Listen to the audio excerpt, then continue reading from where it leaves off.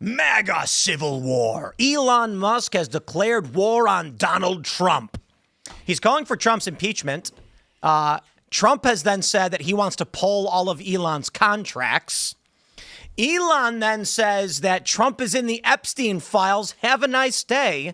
And everybody's losing their mind. The news coverage everywhere is basically just this. You've got Fox. Everything is just Elon is fighting with Donald Trump. And now you've got people popping up being like, guys, stop fighting. We need this coalition. Steve Bannon says Donald Trump should seize SpaceX tonight. And I don't know if Bannon did this. Maybe. People are calling for the deportation of Elon Musk over this. And I'm just sitting here laughing. I tweeted Elon 2028, full well knowing that Elon wasn't born here. Duh. We've talked enough about his emerald mine.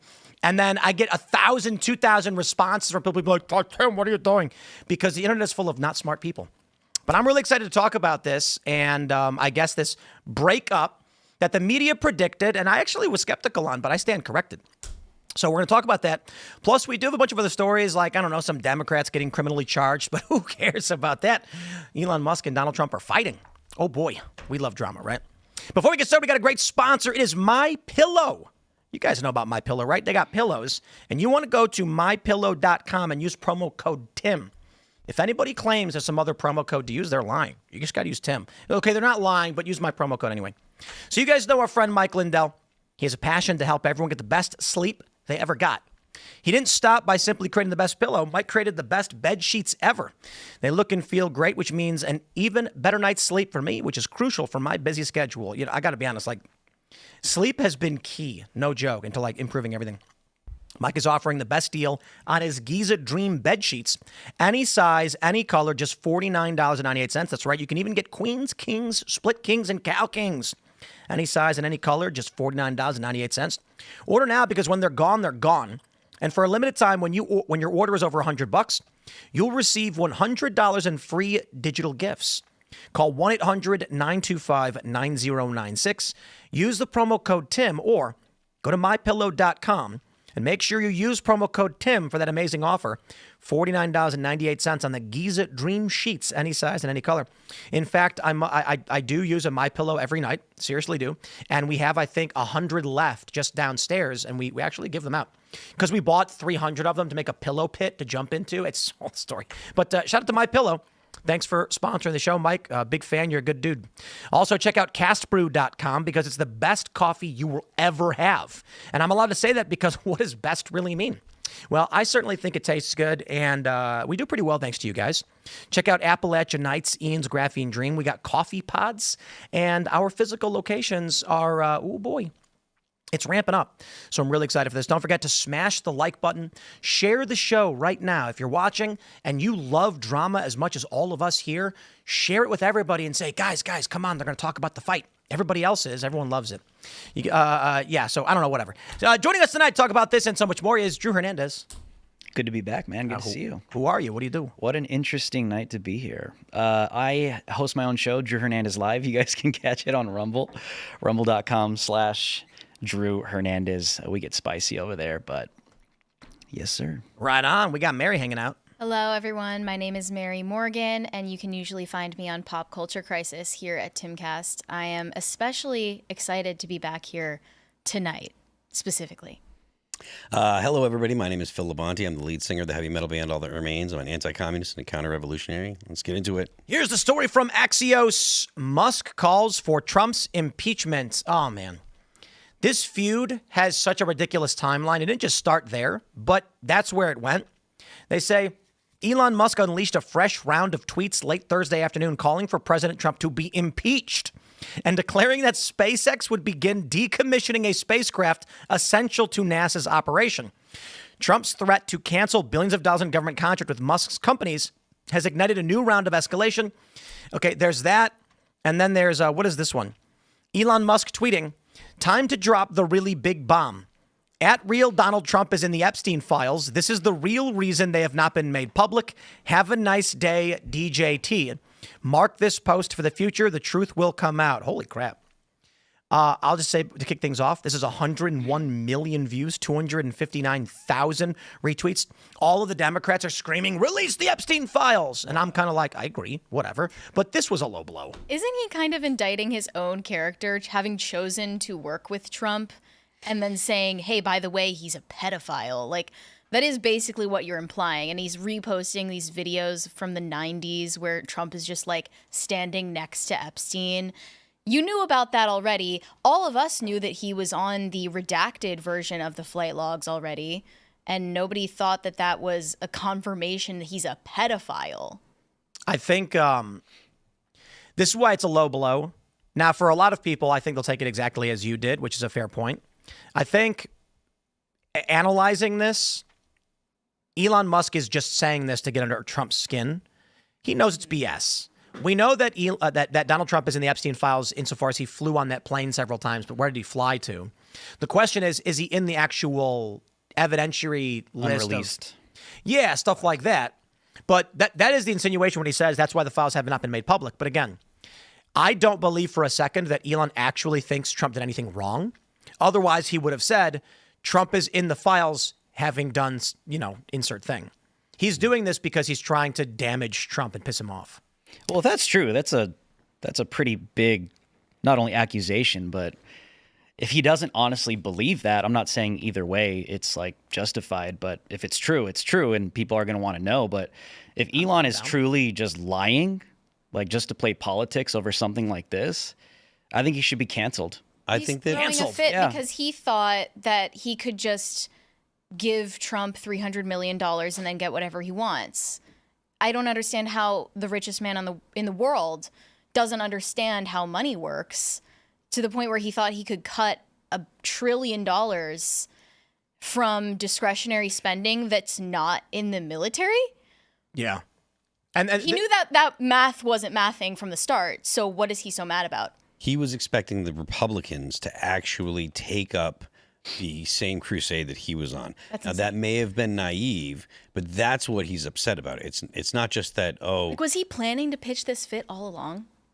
He knew that Doge was not going to be effective. I'm not going to speculate as to what he was thinking because I have no way of knowing. But maybe I will. But I don't know if I have a sense of It's just, what he it's was thinking sweet about. because like I just felt like his affiliation with the campaign was going to backfire, and I'm just like watching it all incinerate. Yeah. I don't think that I think it's a net bad for the country though. Having the issues going on, not having Doge cuts be, not having them actually be a part of the bill, or at least have more people in Congress speaking openly about having to, make those cuts real and actually address the debt. The $36 trillion is not getting smaller, and we are going to see fewer and fewer people interested in buying our debt. The Treasury bills, then they went on sale last. Very soft sales. They had to lower the price to get, they had to increase the yield so that way they were more attractive. And Elon basically wasted his time. He might as well have been an intern at the White House. Yeah. Like, he'd spend his time better getting people coffee. I love this, though. I don't know about I'm just that, thinking but- about it. I'm like, I'm going to use this in every debate from now on. So it's like, we got a culture war debate with some liberal guy. And then if he ever stumps me, I'm going to go, well, you're in the Epstein files. Have a nice day. You'll confuse I win. The have a nice day part was way too cheeky. Yeah, but that's a wild lie if that's a lie. I think But- he was That's probably But it's referring it's to a factual but not truthful thing. It is. Where's the community note on this? There is. I bet it's nuts. It says he only wrote that the name exists. In fact, Trump's name does exist in the Epstein files. Therefore, while his statement may be controversial, it's difficult to say that he lied. Right? Well, no, it says real Donald Trump is in the Epstein files. Oh, you see what he did. At real Donald Trump is in the Epstein. He could be saying that the tag, the name or something is in the files, maybe related because Trump's account's been around for, 2010 or something. Yeah, he was Longer? an early adopter. Yeah, and then there's evidence shows DJT name in Epstein flight logs. There's no indication of wrongdoing. The next one, what is this? Elon Musk, apart from spending money to get a known Jeffrey Epstein reelected. He wanted to get Epstein reelected. I think there's a typo in there. An arrow. or as president, once posed for a photo with known Epstein associate Ghislaine Maxwell, and all these links. It's good that Clean was your really- own house.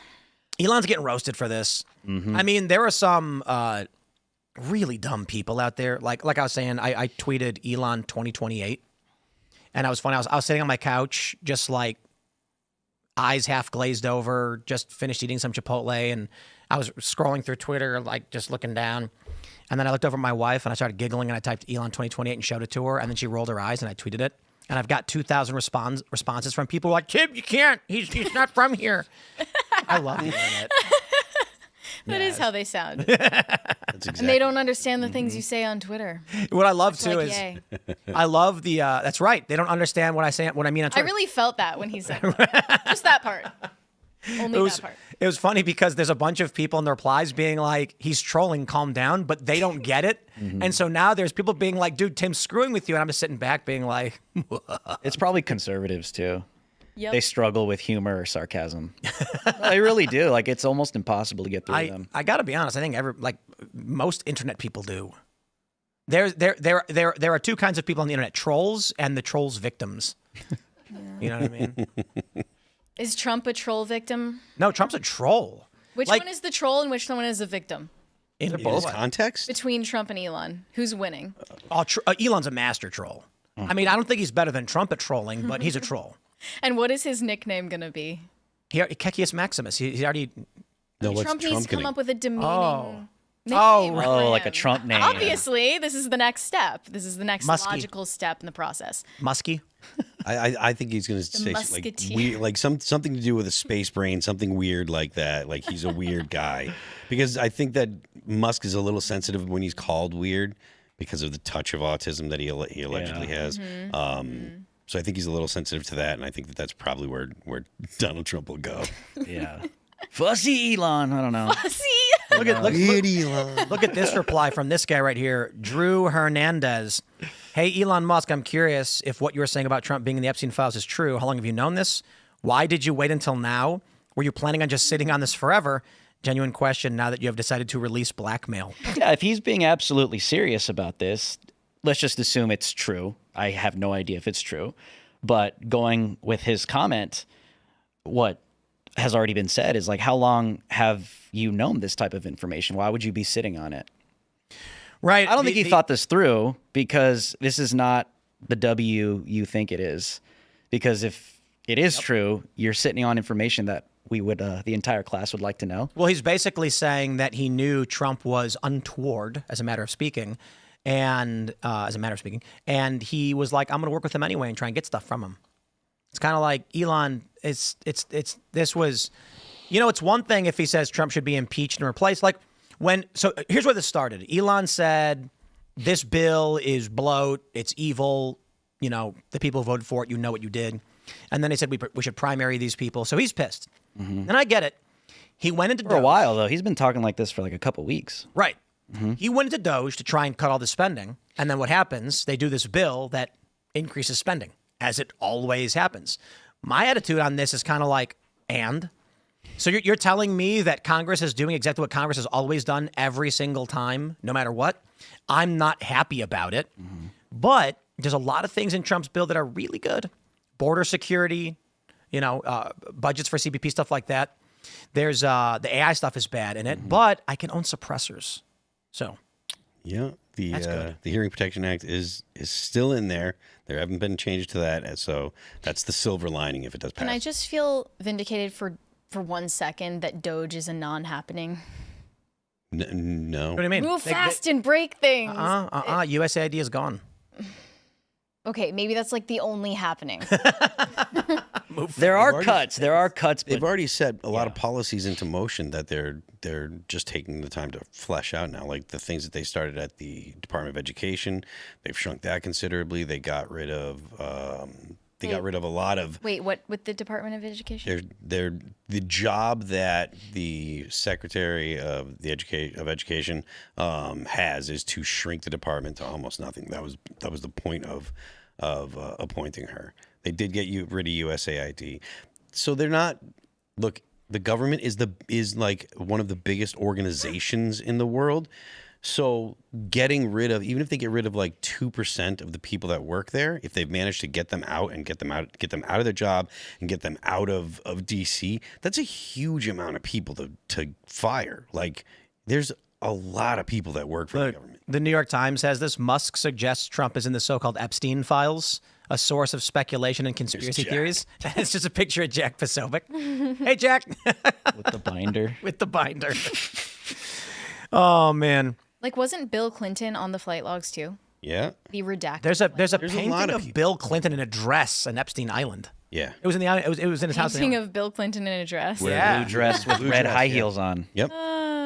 It was Hillary's. Yeah, probably. That's how he wishes she dressed. Well, he wishes that she was looked like that in that dress because it was a flattering painting of Bill Clinton's female body. I think if anything, this means Trump needs to stop truthing and start tweeting. He's got to come back So there. sick of him ghettoizing himself on that stupid app that no one likes and no one has. Remember, it's He's the on Trump contract one, now. though. All right, wait. We got more. Here we go. From CNBC. Trump says Elon Musk went crazy, suggests cutting government contracts for his companies. He lashed out saying he was crazy, blah, blah. We get it. Do they have the actual quote? Let's see. The easiest way to save money in our budget, billions and billions of dollars, is to terminate Elon's governmental subsidies and contracts, Trump wrote in a Truth Social post. I was always surprised that Biden didn't do it. Musk promptly responded, "Go ahead, make my day." He later upped the ante, writing, "In light of the president's statement about cancellation of my government contracts, SpaceX will begin decommissioning its Dragon spacecraft immediately." I love this. It's what NASA uses to get people to and from the ISS. Yeah. So imagine being one of these astronauts. You're in space. You're in the space station. You just had this big fiasco. People got stuck for months. And you're like, I just hope I can get home. And then you pull up your Twitter on your laptop and Elon's like, I'm shutting it down. Trump's going to be on the phone with Putin being like, yo, can you let us hook a ride the next time you're going up there? Like, This is great. You know why this is awesome? Because it's like celebrity, politics, pop culture all rolled up in one drama. Like, this is what every suburban housewife wanted to watch on TV when they were watching like the Jersey Housewives or whatever that Trump's show like was. the great villain for them. Exactly. They're throwing drinks, Yeah. slinging champagne. Like I am this. tomorrow, first thing, like, okay, so we have the culture war in the morning, but after that, I'm getting in the Cybertruck and I'm driving into all the liberal areas because I want them to cheer for me. Yeah. They're going to be cheering for me. Yeah. A lot of them are probably confused. Like, who do I what do I do here? This doesn't mean that he's like pivoting left. They know that. It doesn't matter. The left doesn't have policies. They see this as a win because they see it as, people on the right eating their own. Yeah. Well, no, yes, but what I mean is Democrats are just anti-Trump. They don't have anything. Yes. So They're Elon anti-Elon too. only If because, anything, I see these protests and they're holding up more signs against Elon than Trump. only because he was pro-Trump. Yep. Now that he's anti-Trump, he's far left.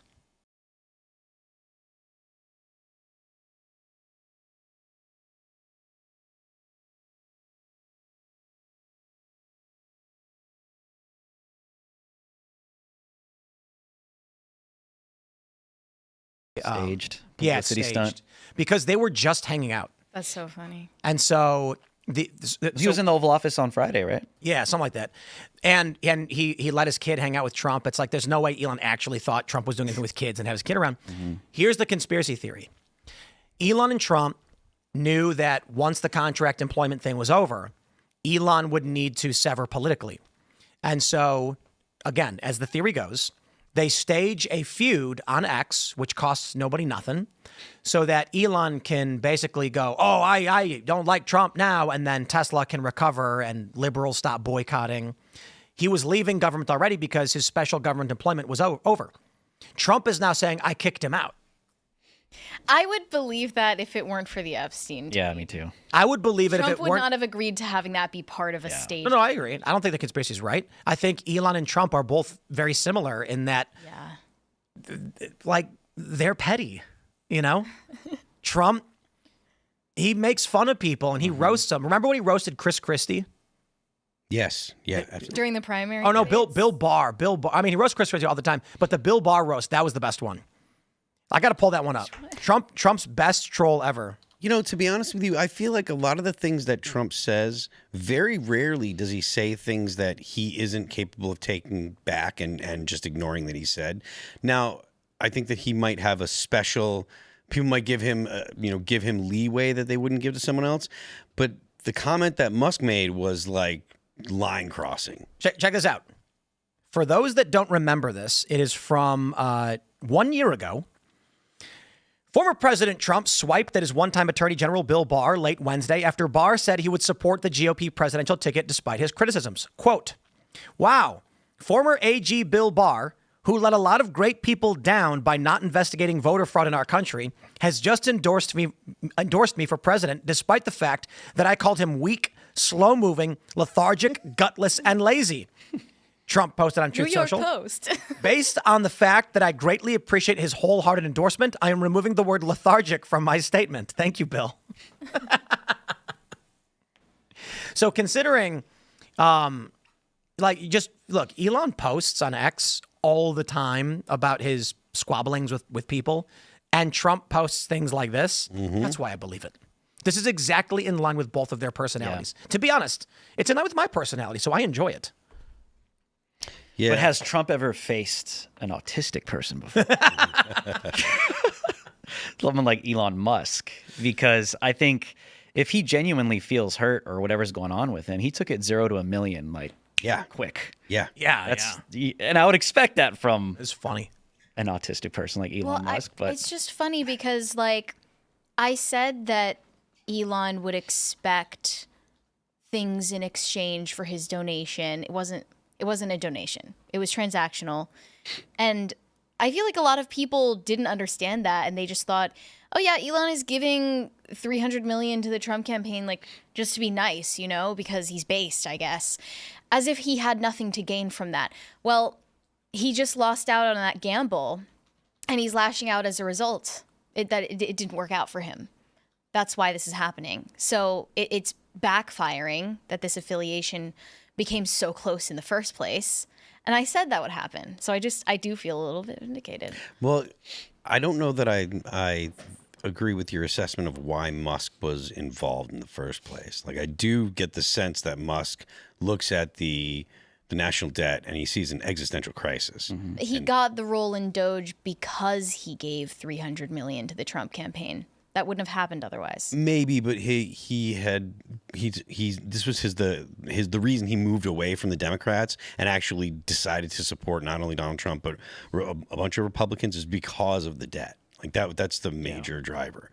Like, I mean, yes, he's got interests of his own that would be to SpaceX or be to Tesla and whatnot, but the real reason that, or at least it seems that the real reason that he got involved, considering what he was doing, was he wants to see actual shrinking of the debt. You don't have to get rid of the debt. You don't even have to have a plan to get rid of the debt. What he's looking to do is signal to the market that the United States is good for its word, right? As soon as the bond market went soft last week, that was a big signal. So the point of him trying to make those cuts was to signal to markets, hey, look, the United States is still the safest bet in the world. That doesn't work by just like cutting funding to like transgender surgeries on shrimp. Like, that's not where the money is spent. You're 100% right. But I bet that was a real program too. Sure, it was.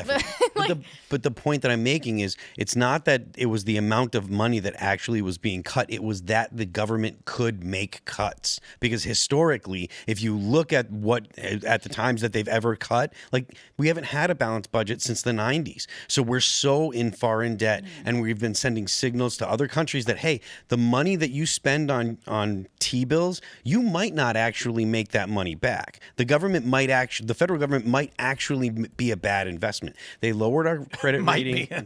Honestly, they lowered our credit rating like 2 weeks ago from, I don't remember what the highest one to the second highest one was, but it was a big deal, and the bond markets were soft because of it. I don't remember if the bond market sell-off was the day before or not. Either way, but the point is, there are a lot of things happening in the market that are saying, look, the federal government might not be this big, reliable thing that we used to think it was, and that's because we can't actually make any cuts. Not we can't make big enough cuts. And honestly, if you told the market, hey, look, here's a spending package where there are actual cuts and the deficit isn't going to actually grow, it's actually going to shrink, that alone would send a message to the market. And people would be like, okay, it's safe to buy T-bills. It's the United States is a safe bet nowadays. I know one. He's got an thing for sure econ. is ICE is not getting anything. Well, what? They're gonna cut funding to ICE and the border wall for sure. Probably. Well, the big beautiful bill increases the budget for those things. But that's the first thing on the cutting room floor. The bill that Trump wants passed will boost the budget of. You're saying that when it goes to the If Senate. they want to, cut the deficit. Oh, you mean like if they actually want to bring the deficit down, they've got to stop They're funding not the going to touch deportation. anything else. Yeah, this is what people don't realize is that we are addicted. You know, everybody out there who's got a small business knows exactly what this is. When you're trying to figure out where you're spending because you want to bring costs down, and then you go through your line items and it's like plastic cups and plastic forks, and then you're realizing it's all little things. There's no one thing to cut. And so you start pulling the obvious small things, then you realize you've only cut like 0.3%, and you're like, this did nothing to our monthly expenditures. That's what happens. Trump gets in there, and it's like, how do we cut? And they're like, well, almost all of the money is entitlements. Do you want to cut Medicare and Medicaid? And they're like, a little bit, I guess. Like, good luck in the midterms. Yep. So they don't. And then it's military, and Trump's like, we want more money for the military. We want more for deportations. We want more border stuff. And they're like, okay, so you're increasing spending. But it's definitely going to be less for the border and deportations, if anything. Well, If anything is up for If anything, they change. negotiation. Yeah. Right, because Trump has Congress is broken. They're going to go to Congress and they'll be like, will you sign the bill? What do I get? What do you want? My district makes teddy bears. We want a bill that provides subsidies for teddy bear fluff. And then they're like, okay, I guess. And this is how you get the weird stuff in these bills. Like, I can't remember what it was, but the last omnibus had something for like orange inspection fees to be subsidized or something. And it's like, that's very specific to like one county. Senator Rand Paul was saying that he would vote for it, and so he's actually signaling that he's movable on it. He said, "I would vote for it if we got real spending cuts." But this bill is the largest debt increase in U.S. history. $5 trillion. That's like giving your 16-year-old a credit card, watching them rack up 2 cans of booze and gambling them, raising their limit to 10. It's irresponsible. But did Rand Paul not say that he wants spending cuts to the border? I don't think that specifically? I'm not aware of him saying anything about like. Thought I saw that earlier today. Well, I can't comment on it. I haven't seen it. But the point that I'm making is Rand Paul, who's a fiscal hawk. He definitely is like he's signaling that he's close to a place where he'll vote for it.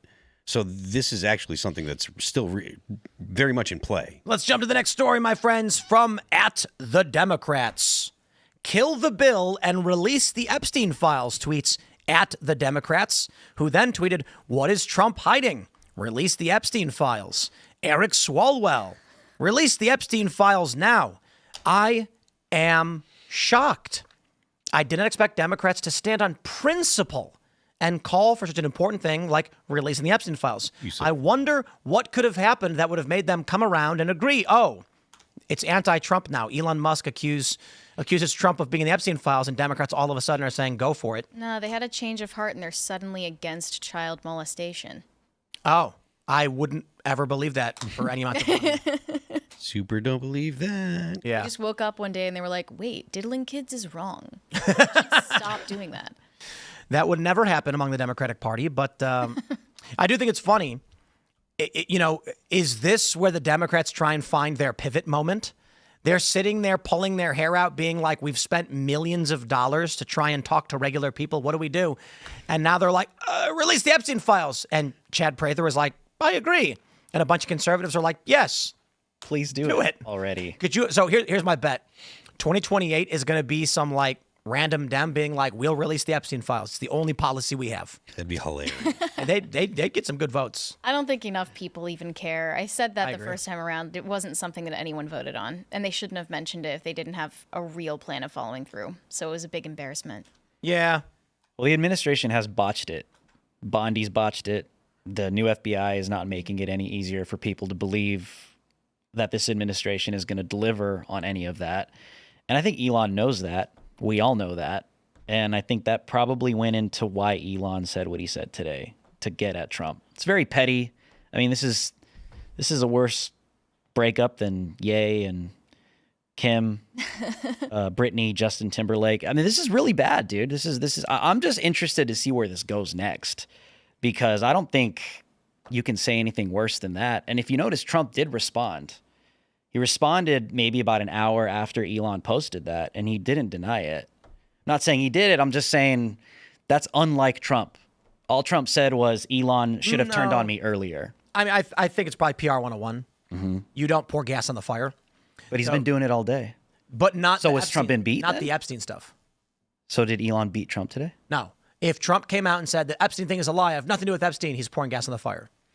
If he comes out and says, Elon, you're crazy, and insults him, that's actually PR 101. It's redirect. You don't give them narrative control. I wish conservatives actually knew how to do this with media. They don't. They give media, the corporate press, the narrative control all the time. But Trump's you're not going to beat Trump. He's the media guy. He needs to log out of Truth Social, log into his X account, quote tweet Elon, and ratio him. That's all you need to do. Doesn't matter what you say as long as you ratio him. He would too. On his own platform. Yeah. I think he's contractually barred from doing that. From ratioing? From using X. Using X. Wait, what? Yeah. Because he's invested in Truth Social. Yeah. That's why he uses it. Oh, I've seen him tweet since the inauguration. Yes, there's been a times. few, but I think he's probably got a contract saying like you won't principally use other platforms or whatever, and so. And I'm sure it had something to do with the election. Yeah, To shrug it off. Yeah, 'cause it's 2024. useless. but I think one tweet is probably fine. We all still say tweet. Everyone says Twitter, I still say it. it's still Twitter. right? Nobody. I don't care. Yeah, but you're right. Trump should get on right now and he should just tweet at Elon ratio. Yeah. Like, your mom's hot. President of the United States tweeting at Elon Musk. Some nonsense. Well, my friends, in response, yay. He's chimed in. He says, bros, please, no. We love you both so much. Look at Matt Strickland's reply to him. Hey, Kanye West, was it the Jews? No. Jeremy Kaufman has the appropriate response. Finally, a voice of sanity. I love Jeremy Kaufman. That guy's Maybe great. he can mediate the debate between them two. Dana Lash says, the fragile coalition on the right is at the edge, and the left knows it. They didn't push the right there. The right did it all by itself, taking the bait. The left and its legacy press ID'd Musk as the linchpin to this coalition. And if they can take down Trump or Musk individually, they will take the alliance and with it the first domino in the coalition. Blind loyalty has no place in a free republic. People are free to agree and disagree on the merits of the issues. This nation was built on criticizing its lawmakers and airing grievances with policy. The people who don't understand these concepts are as great a threat to this republic as the legacy press and identity politic left they purport to oppose. She says there is an art to disagreeing and remaining united as a coalition, and the right has yet to figure it out. One of the Krasenstein bros tweeted at me when I quote tweeted Elon, and they said, "Which side are you on?" And all I could think was, "Aw, he's the poor thing is developmentally disabled." The Lollipop Twins. Yeah, I'm not on anyone's side. Like, why would I take a side in a personal beef between Trump and Elon? Now, if you want to ask me about the big, beautiful bill, I've already laid my position out on it that the overspending is bad. However, that is status quo. I want Trump to win. So I shrug at the bad stuff and say, I hope Trump can secure his agenda at least. Let's take what we can get. I've always been a reformer. But on top of that, it's so dumb where it's like, Elon is the worst. I hate him. And Trump is great. Or Trump is bad and Elon is good. And I'm just like, Elon's got really great space technology stuff. I'm really glad what he did on X and bringing back free speech. Donald Trump is one of the best presidents, if not the best of my lifetime. Certainly he makes mistakes, but I'm happy with the job he's doing. So I would just say, all in all, I'm quite content with the work both of them have done already, and I have nothing to do with their personal beef with each other and don't care. Look, other than I enjoy the entertainment factor of it. Sure, it's fun, but like the option was Kamala Harris. Everybody that's like, worried about what has or has not been done or what has or hasn't been accomplished, what they're going to accomplish, the option was Kamala Harris. It's a win. It's still a win. There are no more migrant caravans coming towards our country. We're actually deporting people. Yeah, we need to deport more, but it looks like they're actually stepping that up. Are they? Yeah. So Stephen Miller went to some of the people at DHS, and he was wigging out on them. I forget who was reporting it, but he has been real PO'd about how many people are not getting deported. And I've been real PO'd about the said same Steve thing. Miller? I know. What's gonna happen about it? Stephen Miller. I love his song Abracadabra. Yeah, I guess he was. I read on X. I don't remember the post, so I don't have it here to verify or anything. But I read on X there were people at DHS that he went and had a meeting with, and he was reading them the riot act because they weren't doing enough deportations, which is something that we've talked about here. If you're actually serious about getting rid of millions of people that are here illegally, you absolutely have to have significantly more deportations. The more deportations you do, the more likely it is that people will self-deport. They'll just split, you know? Well, I told you it wasn't going to happen. That's not going to happen. It's happening. I told you it was going to It's happen. happening. Self-deportations? No.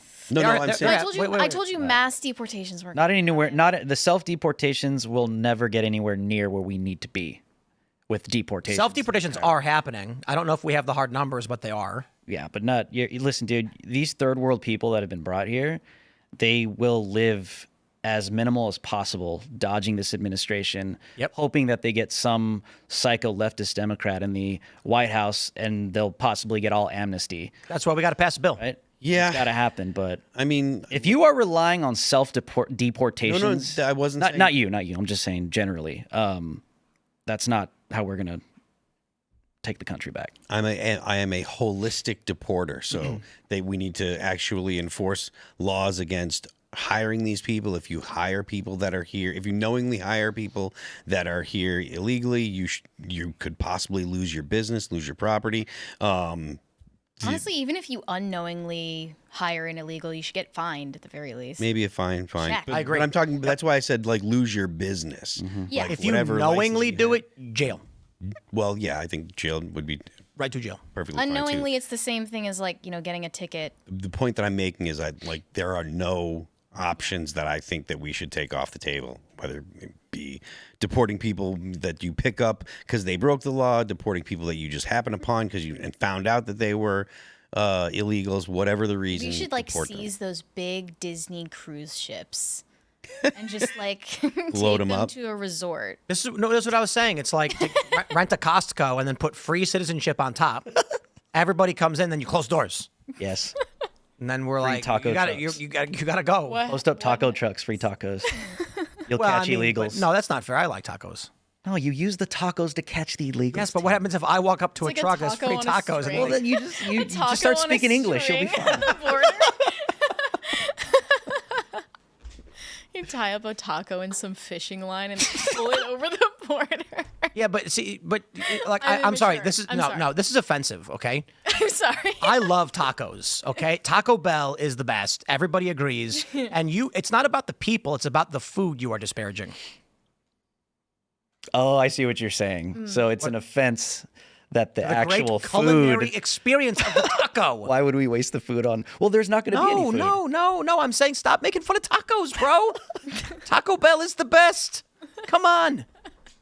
I buy Taco Bell here and everybody loses it and it's gone. Like I could order $300 worth of Taco Bell and it'll just be vaporized in an hour. Taco Bell's the It's best. good because it's a superfood. It's a superfood. Yes. It depends on who you're trying to I'm catch. pretty sure it isn't, but let's go to the next story. We've got this from the Post Millennial. Steve Bannon calls for SpaceX to be nationalized, Elon Musk to be deported. That's insane. This whole day's been yeah. insane. Yo, today's been so much fun. I had a great day today. I don't know. This has been amazing. He says, look, if you're going to deport illegal aliens, you've got to deport illegal aliens. But Elon's not an illegal alien. SpaceX. President Doesn't Trump matter. tonight should sign an executive order calling for the Defense Production Act to be called in SpaceX and seize SpaceX tonight before midnight. The U.S. government should seize it. If a guy's going to sit there and start making quotes, also, as Stuart Stevens talked back in January, I don't know why we haven't had a full investigation. Look, if you're going to deport illegal aliens, you got to deport illegal aliens. The good go with the good, the goose and the gander. We got to go back to this. Did he just say the good go with the goose and the gander? Something like that. Talk Listen, about and go this is through insane everything about to his even immigration status. contemplate. I happen to believe, given the facts that I've been shown, that he's an illegal alien. An illegal alien's got to be deported. Oh, He has a scoop. Also, this drug use is reported is in the New new. York Times. The drug use in the New York Times. If that's a fact, that ought to be investigated. You can't have a security clearance, Jack Posobiec, as you know. Jack, if somebody in your unit had that type of drug, drugs, and they had a security clearance, what would happen to them, sir? Well, Steve, remember that Hunter Biden popped positive, I believe, for cocaine on his very first weekend in the Navy Reserve. And even at that time, I don't remember if his father, I think his father was still the vice president at the time. He wasn't president yet, or autopen president yet. And Hunter Biden was summarily separated from the United States Navy over his very first weekend as drilling as a Navy. All right, we get it. So I'm going to go ahead and say nah. What is this I about? like Steve Bannon. I disagree with him on this one. Elon and drugs and security Well, clearance? the New York Times, yeah, because SpaceX is doing military stuff. He's got clearance. His company does, Yeah. Or people at his company do. And his argument is because the New York Times reported that he was doing drugs or whatever, he should have his clearance revoked. Oh, they but did? Elon's denied it. He said it's just fake news, and I don't believe it. What was their evidence for that? I think it was anonymous sources. anonymous sources. Yeah. Who work for him or something? For Elon? Yeah. Well, they're anonymous sources. We have no idea. Maybe it Well, was the Trump. New York Times is known for fact checking. I have an anonymous source that says Donald Trump can land a backflip. I too can make things up. Maybe Trump is the anonymous source. He has a Maybe he preemptively did special this. scoop. This is the 10D chess Trump we've all been calls talking Bannon.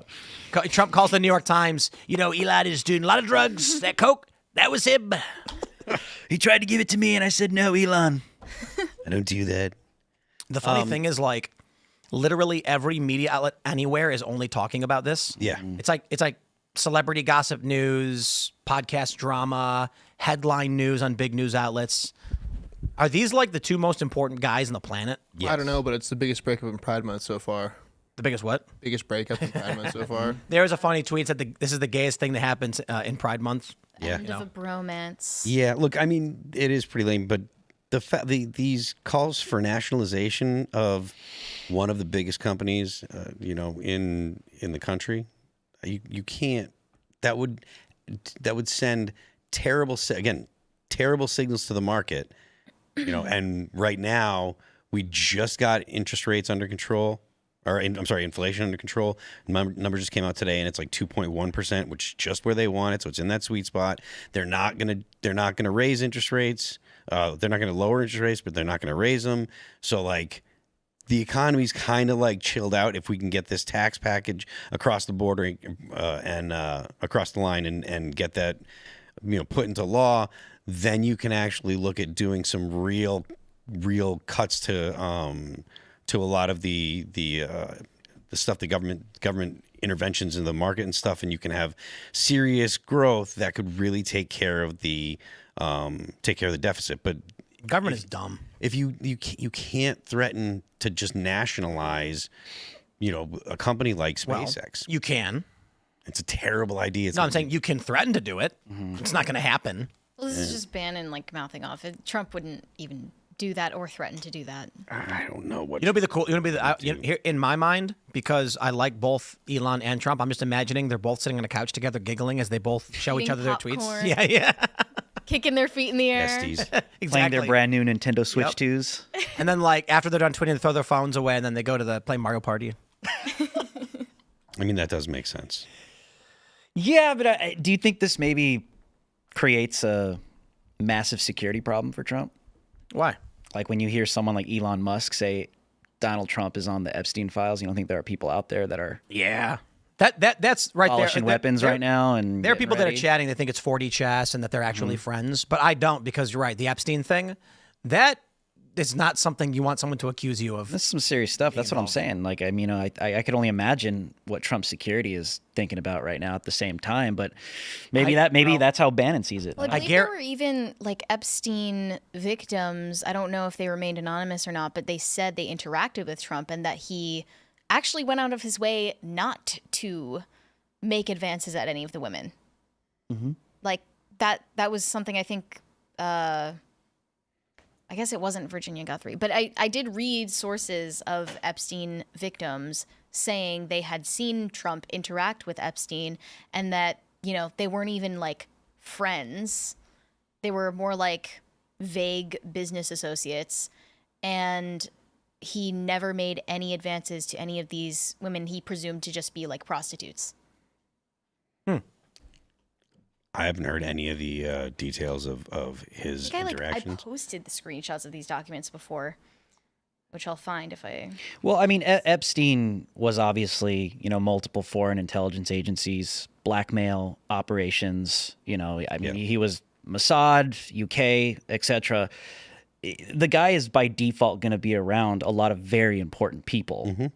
Someone like Donald Trump will be a target to something like that. So I think it will be inevitably obvious that someone like that will be around Donald Trump in the past. But the big question mark is like, well, to what extent? Yeah, I think Roger Stone wrote a book that had extensive research talking about how President Trump, I think, to go to your point, I think actually helped some of the Epstein victims at one point, if I have that right. But, this throws a massive monkey wrench in the whole thing. And Elon's not a dumb guy. He's not a dumb guy. He knew what this was going to do. Yeah.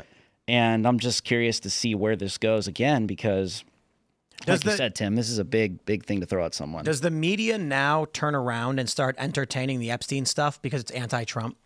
Yes. I wouldn't be surprised at all.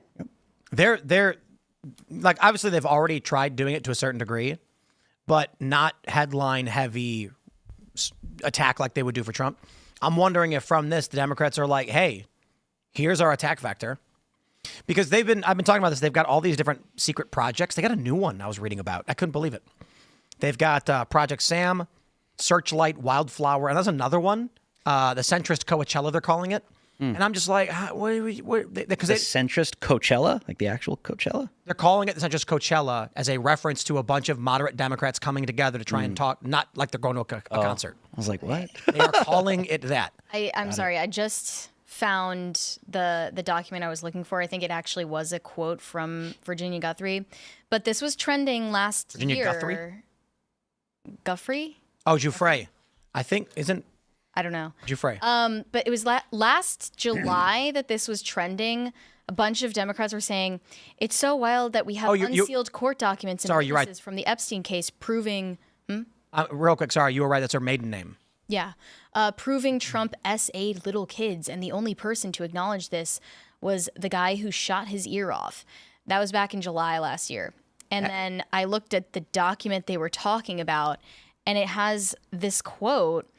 Donald Trump was a good friend of Jeffrey's. He didn't partake in sex with any of us, but he flirted with me. He'd laugh and tell Jeffrey, "You've got the life." And then another quote says, "It's true that he, Trump, didn't partake in any sex with us, but it's not true that he flirted with me. This was misreported," Virginia said. "Donald Trump never flirted with me." And then she said she never said to Jeffrey, "You've got the life." That was a fake quote. So anyway, no, I take it back. Her name is Roberts. I don't know where Guthrie comes from. Well, rest in peace. Yeah, that's weird. When you search for Virginia Guthrie, Giuffre pops up. But I can't figure out why they're calling her that. Anyway. Mandela effect? I don't know. No, I think it's like when you Google search Virginia Guthrie, the first thing that pops up is her Wikipedia for Giuffre. Yeah, no idea. Anyway, whatever. What were we talking about? Democrats trying to weasel their way back into politics? Well, yeah. I mean, this could be a way for them to actually, if they're smart, they'll try to capitalize on it. I mean, they've got nothing else, and if they can attach themselves to Musk saying things like he should be impeached, it makes sense for them. But they don't have anything else. They've been Elon racking up the L's. Is it time for a third party that represents the 80% in the middle? Yeah, and then Yang chimed in. Yeah, it is the Forward Party. Yeah, I think it's time. Yeah, it's time. I already got Let's, cups made up. Let's pull it up, ladies and gentlemen. Here we go from Elon Musk. In the wake of his fight with Trump, Elon Musk says, Is it time to create a new political party in America that actually represents the 80% in the middle? To which I said yes, indeed. However, it's a pipe dream.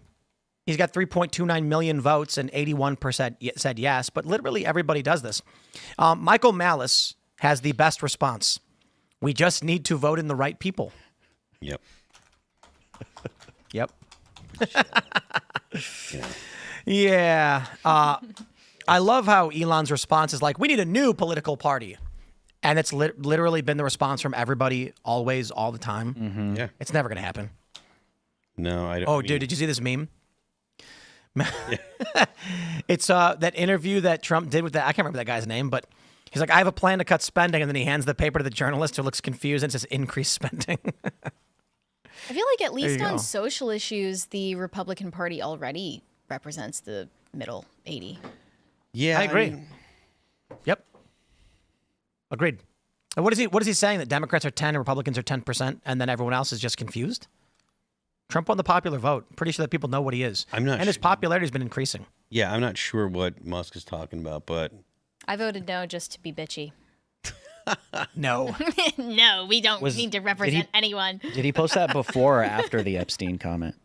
I mean that was This was 5 or 6 hours ago. this was before, wasn't It it? was before, so he was still. Yeah. Yeah, the Epstein one was recent. Actually, let me find when he tweeted I think the Epstein thing was because that was at 2:00. Uh huh. And His then last Epstein-related post was at 4:43 p.m. yeah, today. 3:10 he posted Trump is down the Epstein, so it was like an hour later. Okay. And then he retweeted Ian Miles Chong. President versus Elon. Who wins? My money's on Elon. Trump should be impeached and J.D. Vance should replace him. Well, I'm very interested in your opinion, man from Malaysia. Tell me more about my president and Yes. another guy who runs a company in my country. Okay, I see that Ian Miles Chong post, and I see Elon's posts the same way. I also don't see Elon as American. Well, to be fair, he lives here. He's extremely influential. He literally worked with the president. He helped get USAID gutted and removed, and he launches rocket ships. He also owns X. Yeah, fair. He's just not American. He's a naturalized American citizen. He's been here for 40 years or something. I don't see him as, culturally speaking, American. I would never refer to him that way. I see what you're saying. He has like an accent, right? Well, yeah, he does have an accent, but that's not. Why the does he only- have an accent? It's I just, don't know. Is it an accent or is he just Sticks. talking like that? Serge, why don't you have an accent? He says he doesn't know. You guys are from the same place. You know each other, right? Yeah, he's British. He's British? What? Everybody in South Africa knows each other, especially if you're white. Yeah. So that's why I was like, I just assumed that There's only Serge one knew. family down there. But all right? of the South Africans who are like descended from the colonizers, or They all hang out. They got a club. yeah, they're in course like a they do. secret Illuminati club, right? There's like 12 of them. Yeah. I think Elon also said that if it weren't for him, Trump wouldn't have won the election. He did. He said that too today, right? Yes. Well, Extremely have directly. listen. Have y'all followed? What's her? I can't remember her name. Who's that fat lady that was on TV that Trump hates? Rosie O'Donnell. Yeah, Rosie O'Donnell. Roseanne Barr. He loves Roseanne. We love Roseanne. Oh, I thought yeah. Rosie Rosie O'Donnell. O'Donnell. She was saying that that Trump stole the election, and that Elon. Oh, because he owns the internet. Yeah, because he owns the internet and was controlling the Oh, votes. yeah. Because he Yeah. owns the internet. And then she moved to the Shire. She I fled. love when people talk about who does and does not own the internet. But yeah. Here we go. What is Who this? Who owns? Look at, we got it. I got the proof. Rosie O'Donnell suggests Elon Musk stole the 2024 election for Trump. Quote, he owns and runs the internet. No, that's so funny because the headline about Elon and Ghislaine Maxwell in that photo says Ghislaine Maxwell asked Elon Musk to destroy the internet. What? Yeah. I want to find this Rosie O'Donnell clip. X is great because if I go and I search for Rosie O'Donnell, I'll find it. Mm-hmm. Do I have to put the apostrophe in her name? I Two think so. N's? I don't know. If I Ghislaine- Google search, it doesn't come up. Wait, Ghislaine Maxwell Google search is asked worthless Elon anyways. Musk if there was a way to delete information about oneself off the internet at this Vanity Fair party where they met. Here you go, ladies and gentlemen. From her mouth to your ears. you know, a lot of people did vote for him. Yes. Do you accept their right to do that and their opinion of him? Well, I respect their right to do that. I question why the first time in American history a president has won every swing state. Not true. And is also best friends, and his largest donor was a man who owns and runs the internet. Also not true. So I would hope that that would be investigated, and that we would see whether or not it was an anomaly or something else that happened on election night in America when Kamala Harris was filling up stadiums with people who supported her, and Donald Trump was not able to do that. So it's curious to me. What is wrong with her brain? That she's like, Kamala Harris was filling up stadiums and Trump could not do that. What? She moved to Ireland and started breathing in all the bog fumes. Oh, yeah. It does. The P does to your brain. She said for the first time in American history, a president won all of the swing states. Like, I'd like to introduce you to Ronald Reagan. Yeah. I think Richard Nixon, too, right? Yeah. A lot of presidents have won all the swing states. It's crazy that this lady was like a TV personality or whatever.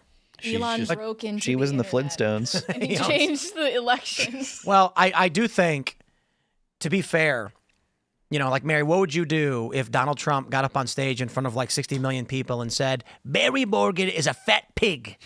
Like, how would that affect your psyche? I would crash out. It'd be worse than this. Crash out. That's what he did to her. You know that. Irrecoverable. You know he did that to her, right? Mm-hmm. She never recovered. That was funny when Megyn Kelly was like, "You've referred to him as fat pigs." I would know. Only Rosie O'Donnell. If that happened, I would know that it's not true. So maybe I would be fine. I'd be so excited. if Trump called you a fat pig. Yeah. Get a lot of attention. I would. I mean, I'd be showing off to my friends. I'd be like, wow. I mean, I don't want to be like, I like Trump, so I'd feel kind of bad if he was insulting me because I don't know why I'd make him angry. But, you know, I wouldn't go the Rosie O'Donnell route where I'm like, Elon owns the internet and Trump is stealing the election. You would have to lean into it and actually get fat. Yeah. Mm-hmm. More Taco Bell. Oh, if only. Rosie O'Donnell. I don't know what's happening to this country. Maybe people were always this stupid. We just didn't see it because we didn't have the internet. Yeah, because you didn't have access to everyone's thoughts, you know? Like when she did her TV show, she had it was pre-recorded, right? It wasn't live. So if she had something stupid, they'd be like, cut, Rosie, don't say that. Roll. You know what I mean? I don't even imagine that she did a lot of ad-libbing, to be honest with you. I imagine that she kind of learned her lines, but that's just my... Well, her show was a talk show. Oh, yeah. Oh, yeah, she had a... Well, I Was she on The View? That she wanted to move away to her ancestral homeland of Ireland so that she could detach from the news cycle and not worry about losing her rights to the Trump abortions regime, that she is definitely never going to get pregnant. The abortions that she's not getting. Well, she's gay. Didn't she flee with Right. like her non-binary child? Yeah, something like that. There was some. And people were like, situation. "Did your child consent to leaving, or But then did it's you like- just abduct them?" And Then you're still just as focused on Trump and American politics as you were when you lived here. So what was the point of moving? She's not going to be less focused. This is like the most important thing going on in her life right now. Ireland needs to deport Rosie O'Donnell. But don't bring her back here. No, not back don't bring here, her back please. They need to give her citizenship. Send her somewhere else. I don't care where. They can keep her. No, they've got the MMA fighter as the president now, isn't he? Oh yeah, Conor McGregor, is he running? I heard he was going to run. That'd be epic. I don't think he's actually the president now. But Nah, but that'd be cool if he won. They have like two presidents. There's one who's a president, and there's one who's more like a prime minister. Is that because of North and South? No. In like the Republic of Ireland. Yeah. Okay, all right. But a lot of countries have presidents and prime ministers. They do both. They just have a different name for it. Oh. Yeah, Northern Ireland is controlled by the crown. Mm-hmm. I had as a total aside, I got into it with this guy at the poker table because we were talking about when King Charles gave away Canada. Did you guys see that recently? The other day, yeah. Like last week or whatever. And then he was just like, you know, that they're independent from the crown, right? And I was like, the King of Canada is King Charles. And he's like, no, it isn't. Canada's a sovereign nation. And I was like, no, it's not. He's like, going to bet? And I'm like, yeah, how much? He's like, $100. And I was like, okay. And then I looked up Canada.ca, where the government of Canada says we are a constitutional monarchy and our sovereign is King Charles. And he just got mad at me and he refused He to didn't pay. give you 100? Nah. Fraudster. He stormed off. Damn. And he was like, they're independent. Yeah, it's not true. And I was like, listen, I'm not like Ian. I'm not going to claim there's a global British empire running the show for everything. Still, just currently. because he is the king of Canada. But it is funny what the Crown did. They had the Commonwealth nations be independent, but then enact them as the Crown with special constitutional provisions for removing their parliament and their prime minister, to which they've done several times. Yeah. And then they say, but no. Indeed. I don't know, man. How long do you think until Elon and Trump are friends again? I question whether that's actually going to happen, because I think that the Donald Trump is on Epstein list. I think that was the one that was over the line. Yeah, that's hard to come back from. Yeah. Donald Trump didn't say anything that I don't see Donald Trump. Donald Trump didn't say anything that I wouldn't expect Donald Trump to be able to turn over tomorrow. You know what I mean? To just totally be like, I don't know what you're talking about. That never happened. I love Elon. There was nothing that Trump said that makes me think that. Musk is like taking it personally, threw out that barb, and I do believe that he's actually serious about starting to decommission the Dragon capsules and stuff like that. So. Or what if Elon was given some disinfo? Maybe he has been really sitting on this. Maybe he does believe it's real, and maybe he does believe he's had blackmail on Trump, just waiting to use it. That's possible. Maybe. Let's jump to this. Who gave that to him? Who gave? That's what I want to know. Who gave you this He's full of it. information? There's nothing. Let's jump to the story. We got this from Patrick Casey on X. He says, there's a lot of confusion about the big, beautiful bill. I'm just going to call it the omnibus because branding. What matters most is that it constitutes the biggest single increase in immigration enforcement funding in U.S. history. Here's what we got. $75 billion for ICE. That's crazy. $45 billion for detention. An 800% increase. $10 billion of that will go towards expanding ICE personnel, 10,000 officers. $14.4 billion toward deportation, removal. Now in a CBP, which will get $60 billion over the next 4 years. $46.5 billion will go toward completing the border wall. The bill also funds CBP facilities, hiring 8,000 new personnel. Take a look at that. Cracks down on illegals using Medicaid. The big, beautiful bill makes immigration harder and costlier by raising fees on asylum applications, humanitarian programs, employment authorization, unaccompanied children, immigration court proceedings, and border visa processing. There's more immigration stuff in the bill, but that does it for the main stuff. Immigration aside, the bill also cracks down on welfare abuse. So I like all of this. I'm a fan. And my view on the big, beautiful bill, the omnibus, is largely that, Congress is doing an omnibus again. Oh, it increases the deficit again. Yeah, they're stripping our buying power from us. It's really, really bad. We're not going to fix anything unless we actually succeed in a presidential agenda. Now, I like Trump's agenda. Democrats don't have one. If Democrats win, they will just impeach Trump and then nothing happens. So I'm sitting here being like, yes, omnibus bills are bad. I'm totally against them. Yes, the deficit is bad. No, the deficit should not be increased. However, I prefer Trump winning. Curious what you guys think. I do prefer the bill to pass. I think that there is an incentive in Congress to pass legislation that'll actually enshrine the Doge cuts into law. I think that can happen after this bill gets passed. And I think that if this doesn't pass, you're going to see a problem in the stock market and the economy, and you're going to see a recession this year. So at least 2 consecutive quarters of shrinkage for the economy. So I think that the best move for the country is to pass this and address the other things in a separate bill. Well, I think back to the, because this is still in line with the Elon thing, is, originally when Trump won the election and then we had President Trump getting ready to take office, when they were developing the cabinet and kind of announcing what Doge was going to look like, Doge was supposed to finish July 4th, 2026. And I think last Friday, when they had their Oval Office meeting at the White House, they looked like friends.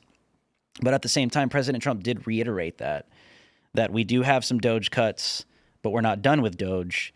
And this is going to still be going on for the next year and a half because Doge's work is not done. Now, somewhere in between, obviously, the debt ceiling and the overspending, that's the argument you're hearing right now, that blew up probably over the weekend and then these couple days into the week. But, you know, my question is, does Elon believe that President Trump cannot or will not deliver with what Doge is planning to do with the, what was it, like $1 or $2 trillion in cuts when it's all said and done? I can't remember. Do you guys remember? He was looking for 2. 2, right? So I just the timing's interesting. I'm questioning the timing of everything because why would you agree to this from the get-go and then just kind of come out of nowhere? And now Trump's on the Epstein files. Like, I don't know. It's just kind of way out of left field for me. Like, why would Elon Musk agree to Doge? It's going to wrap up by July 4th, 2026, but it's not going according to your timeline. But Trump is saying, well, we're going to get there. I mean, I don't know exactly what the everyone's bad at everything they do and they have no idea what's going on. Yeah, it's ultimately, I think it's ending up a reflection on Trump's. I got to tell you guys, Milo has been hitting it out of the park. On fire today. Yeah, he's been on, well, for the past week. Let me actually pull up some of his tweets on both of these issues, for which he has excellent insights. So let me just scroll down real quick and grab where you at, Milo. Also, he was supposed to come on, then he just doesn't show up.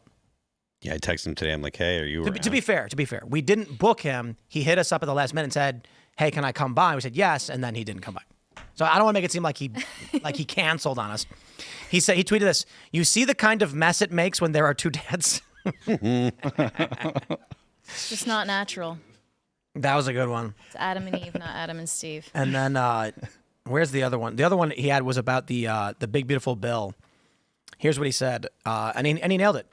In practical terms, claims about the economy and the federal government are now adjacent to fairy stories and horoscopes. I don't mind other people discussing them or daydreaming about them. I choose not to. He's right. Nobody, this bill, this country, Congress, and everything is so just psychotic. The train has crashed already. None of this makes any sense or matters. Say whatever you want, but whether or not this is going to increase or decrease, choose your own adventure. Tons of accounts are saying the big beautiful bill actually decreases spending from the government because of the reduction in immigration costs. We're going to increase the budget for ICE, which is going to decrease the costs in a greater number by removing illegal immigrants who are straining the system. Therefore, the deficit goes down. And then on the other side, the corporate press and people like Elon are saying, no, the deficit will go up because it will cut like 1.3 trillion, but increase something like 3.7. So it's going to increase the deficit. I don't know. Pick your own adventure. If you like Trump, I just say nah. I choose to believe Trump can do no wrong.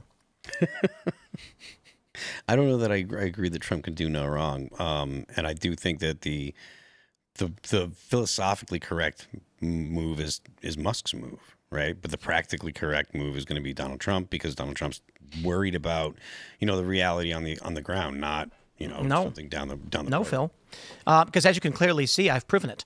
Trump literally never did anything wrong because he is the nexus of morality. This means whether it is good is solely determined by whether Trump does it. When he does it, it is good. Well, that is the political ethos of That's some Muslim logic. Yeah. And I guarantee you the people who responded and ratioed the post literally have no idea that I'm being sarcastic. The point is that Trump does things that are wrong. So this bill is not far from perfect. But I do see what you're saying. There is this viral post going around about Elon is being principled and Trump is being practical. Yeah. And I think practical makes more sense and principled is revolutionary. Yes, we get it. You want to change the government. It's bad. All these bad things are happening. How do you plan on doing it? By standing outside waving a sign saying, I will not partake? Sure, that won't do anything, but I'm glad you told us. Now I know what you think. That and $5 will get me a cup of coffee. Or we can try and reform the system like Trump is doing.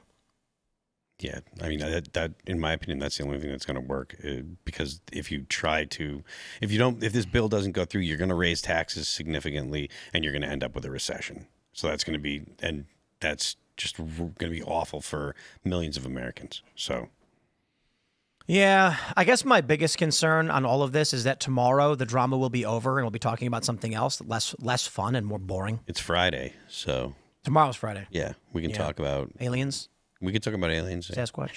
We hit Sasquatch. We could probably hit some other cryptids though. We could hit some crypt. There's a cryptid. Me and Sarah are going to a cryptid fair on Saturday. Wait, what? Really? There's really a fair. Well, it's West Virginia, man. It is. So I'll text her and I'll ask her. I like talking about Sasquatch because it's clearly not real, but just people are really excited about it all the time. And it's just really it's a guy in a suit, but go at it. You know what I mean? It's exciting. We interviewed some people on Pop Culture Crisis who made a documentary about Sasquatches. And it was like they're like Sasquatches. Yeah, like a family. Yeah. Like a mom Sasquatch. Yeah. That makes perfect sense to me. I actually need to find the name of it because it slips my memory, and I think they deserve a shout out just for the work they did on it. But I was so not sold on it. Well, of course, there's no such thing as a Sasquatch. Okay, Sasquatch is a story your parents tell you to scare you when you're a kid. Mm-hmm.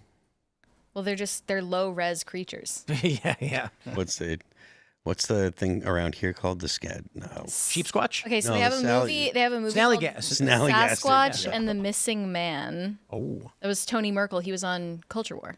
Oh, yeah. Yeah, we have the Grafton monster. West Virginia has all the cryptids. Yeah. And I wonder if that has something to do And with the shape of opioid shadows use. was the documentary. Recommend if you're looking for a laugh. I think it was but it was bathtub good. gin back in the day. Yeah. Why? You live in the middle of nowhere and you're slamming moonshine, you'll see a lot of things. A lot of crazy stuff gets. A lot of crazy stuff. This is how we round out our discussion on Elon. Elon's a crazy guy, and it's crazy stuff happening in D.C. They're fighting like gay men. That's what it seems like. Scorched earth. Elon's he's gonna tweet Trump, your stuff is outside, come get it.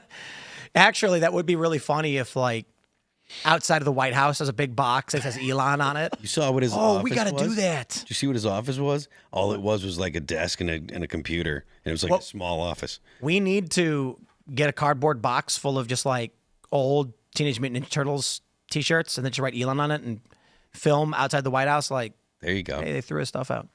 All right, anyway, I'm done goofing off. We do have some big news, ladies and gentlemen. There's been a massive airstrike by Russia on Kiev. This is the retaliation that Putin had warned about. Russia launches aerial assault on Kiev days after Ukraine's audacious drone attack on bomber fleet. And, of course, we have this clip here from Patriot Oasis. I don't know if you can just see the fire. Yeah. People are saying it's one of the most devastating attacks of the war so far. It's the most significant strike that we've seen in the war, that they're ramping things up. And let me just say it. I said it before. I'll say it again. I believe that Ukraine is actually our enemy, not our ally. Not that I think Russia's our ally or anything like that. We're certainly at odds with them. But let me stress, as I often have and will and love to, Germany, our ally in NATO, has accused the Ukrainian diving instructor as well as two other Ukrainians of bombing the Nord Stream pipeline that was delivering energy to Germany, our ally. Germany, our ally in NATO, was buying natural gas from Russia. So according to their arrest warrant, Ukrainians blew up that pipeline to cut off energy to our ally. What do you call it? What do you like? Let's try this. What would you, hey, Drew? Yes. What would you call a country that bombs your energy supply lines, to your allies? Your enemy. Heavens me. So that's why I said it before, and I'll say it now. Donald Trump ran in this country on ending the war and finding peace. He has been negotiating peace, and Ukraine intentionally withheld information on this drone strike, escalating the war, and then afterwards calling for a ceasefire. These people are unscrupulous. So now we have this breaking news. It's just happening right now. Russian ballistic missiles and drones have been launched toward Ukraine from multiple directions. Fires caused by falling debris and drone strikes reported in buildings across Kiev. How do you say this? Kachenko accused Russia of hitting residential areas with the drone attack, saying a high-rise building in the Solomyansky district of Kiev was damaged. Kiev's mayor, Vitaly Klitschko, also reported fires in the districts of, I'm sorry, I'm not going to be able to pronounce that, Holosiyevsky and Darnitsky. Hey, I tried. The attack on the Capitol continues. Stay in shelters. I'm just going to go ahead and say Trump cut them off 100%. Let's be done with it.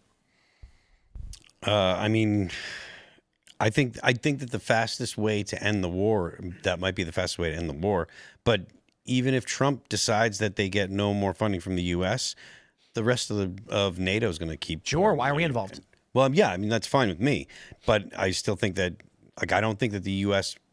ending the support is going to actually get us to where we want to be, which is. I mean, it will get us outside of whatever it is they're doing. I don't give a crap about what's happening in Burma right now. So if Russia and Ukraine want to fight, whatever, it has nothing to do with us at this point. Ukraine, let me just say it again, they are accused, okay, it's alleged, of bombing a pipeline supplying our allies with energy. Why are we helping them? Well, I kind of feel like the previous administration helped them do the actual bombing. I wouldn't be surprised. Not that I have any evidence of that, but I feel like they were like, yeah, if you go ahead, it's fine. Yeah. Well, Trump ran on ending this war, and here we are. Everything's escalated. Yeah, I don't. Trump. No, it's just. I think it definitely, NATO escalating things, poking the Russian bear continually is definitely, a backlash on Trump, and it also makes America look weak, because if you have Trump in the White House, that literally ran on promises of ending that war. Yeah. Now it's not happening, and so at the same time, it has domestic implications as well. You have the midterms that are upcoming. Yeah. And the Republican Party has married itself to Donald Trump, and now they're going to come up. Now this could pop up as something that is a failure on the GOP, because Trump represented the GOP and vowed to end this war. It hasn't happened, but I agree with Tim. I'm just really sick of hearing about Ukraine. Like, all of my money keeps going there. I'm tired of it. Yeah. Hundreds of billions of dollars. Especially in the news. This is one of the issues Mary is most passionate about. She actually knows everything about the conflict. Just ask her any question. Yeah, I'm here to answer anyone's questions. I know you guys aren't really informed on these issues, so. Yeah. How do you feel about the whole thing? Honestly? Yeah. Do you have a feeling about the whole thing? I think I do. See, this is important. It was important. This is where Gen Z is at on the conflict. Mary, tell us. Where I'm supposed to represent how Gen Z feels about every issue, apparently. You're the quintessential on this Gen show, Z. I have to be the voice of my entire generation. Yes, you are. Tell us. Do you support Ukraine, Gen Z? No. Okay, vindication, I guess. I mean, I gotta be honest. Considering Russia just bombed the crap out of Kiev, I would have figured at least there'd be something to say about it. This is a retaliation to something that Ukraine did, which I assume the U.S. signed off on privately. No. Well, the reporting is that they kept it a secret. From Trump specifically. Is that so? Is there evidence that they kept it a secret from the Trump administration, or the U.S. has okay? About it. So you may be correct in that Biden signed off on it, and then Trump got into office saying, "Let's have peace." And Zelensky was like, "I ain't telling him what." They were planning for more than a year, right? Yeah, probably. Yeah. So it's possible. Well, that's crazy work. I mean, everyone kind of knew that this was coming because of the attack that Ukraine just did, and I don't know. I don't know what the best course of action would be. I'm not a military planner or anything, but for Ukraine, like, they kind of they're in a position where they kind of have to keep fighting if they're not going to just surrender, like and I don't see them surrendering because they want to get back. Like, I've heard, what's his name talking about getting back to Crimea, which everyone knows that's not happening. Like, that's not happening at all. It'll never happen. Yeah. They're not even getting any of the existing territory that the Russians are in. Like, that's all gone. But again, like I was saying yesterday, the drone strike by Ukraine shows they've lost the war. It's an insurgent strike. Launching drones inside of Russia does nothing to help them win the war. It's only for causing pain to someone who's occupying your territory. If Ukraine had the resources to actually push on the war front and take back territory, that's where their focus would be. The fact that they did subterfuge inside of Russia, it was a great operation, don't get me wrong, it was very, very clever, but to be honest, it's kind of minimal. Some people are saying, Tim, you don't understand, those bombers for the Russians were being used to bomb Ukraine.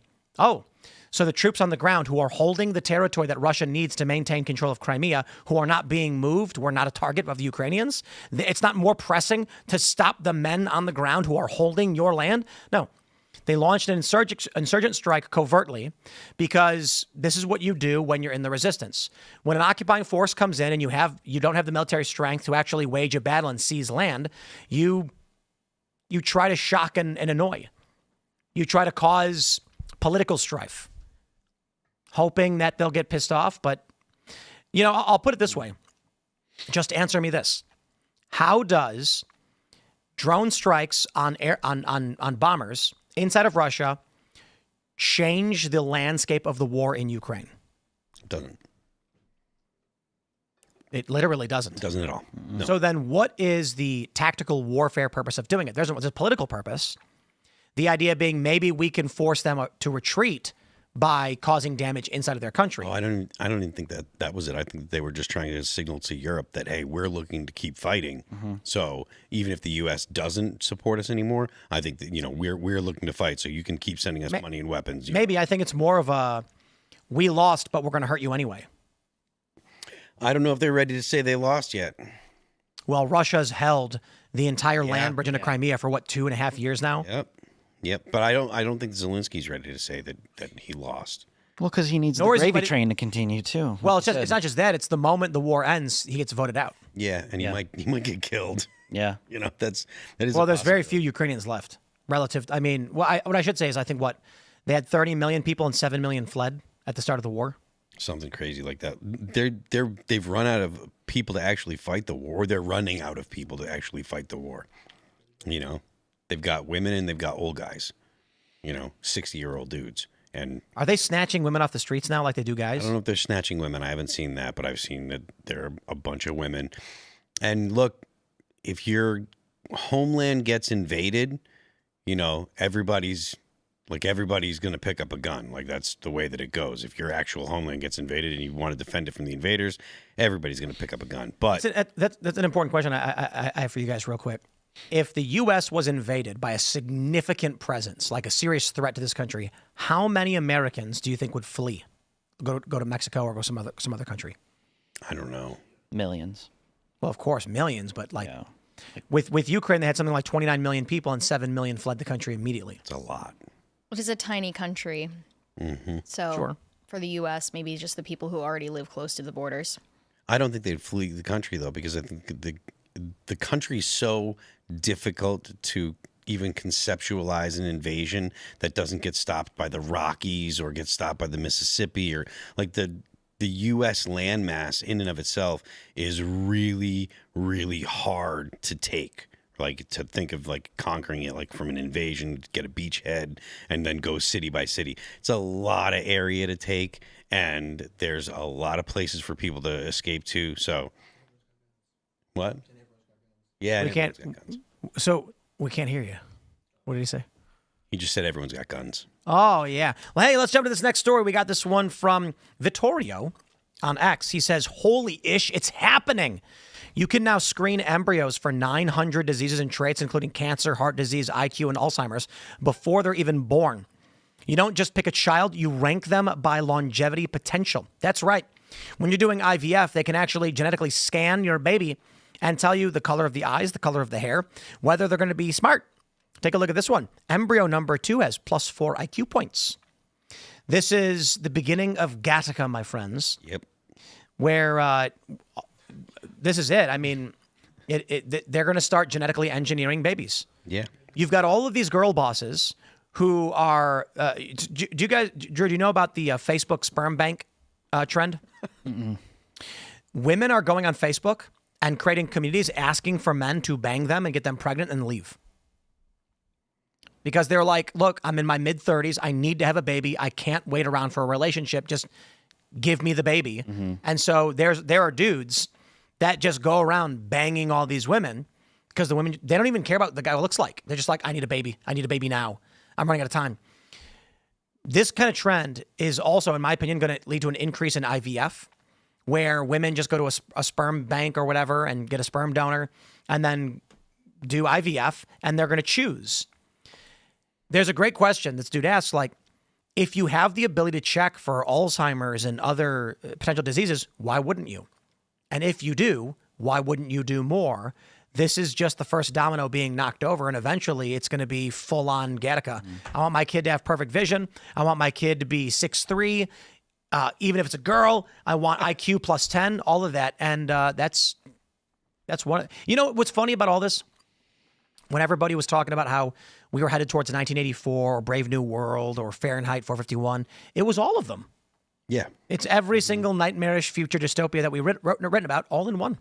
I wonder if there's going to be people that are going to start protesting against, against course. parents that do that, because there are people that would call it an abomination and stuff. Well, the ethical disasters just keep multiplying for IVF, for surrogacy, not only talking about the unborn who are discarded or indefinitely frozen, but also the children who are born out of this process are raising ethical concerns about just the psychological effects of knowing this is how you were brought into the world.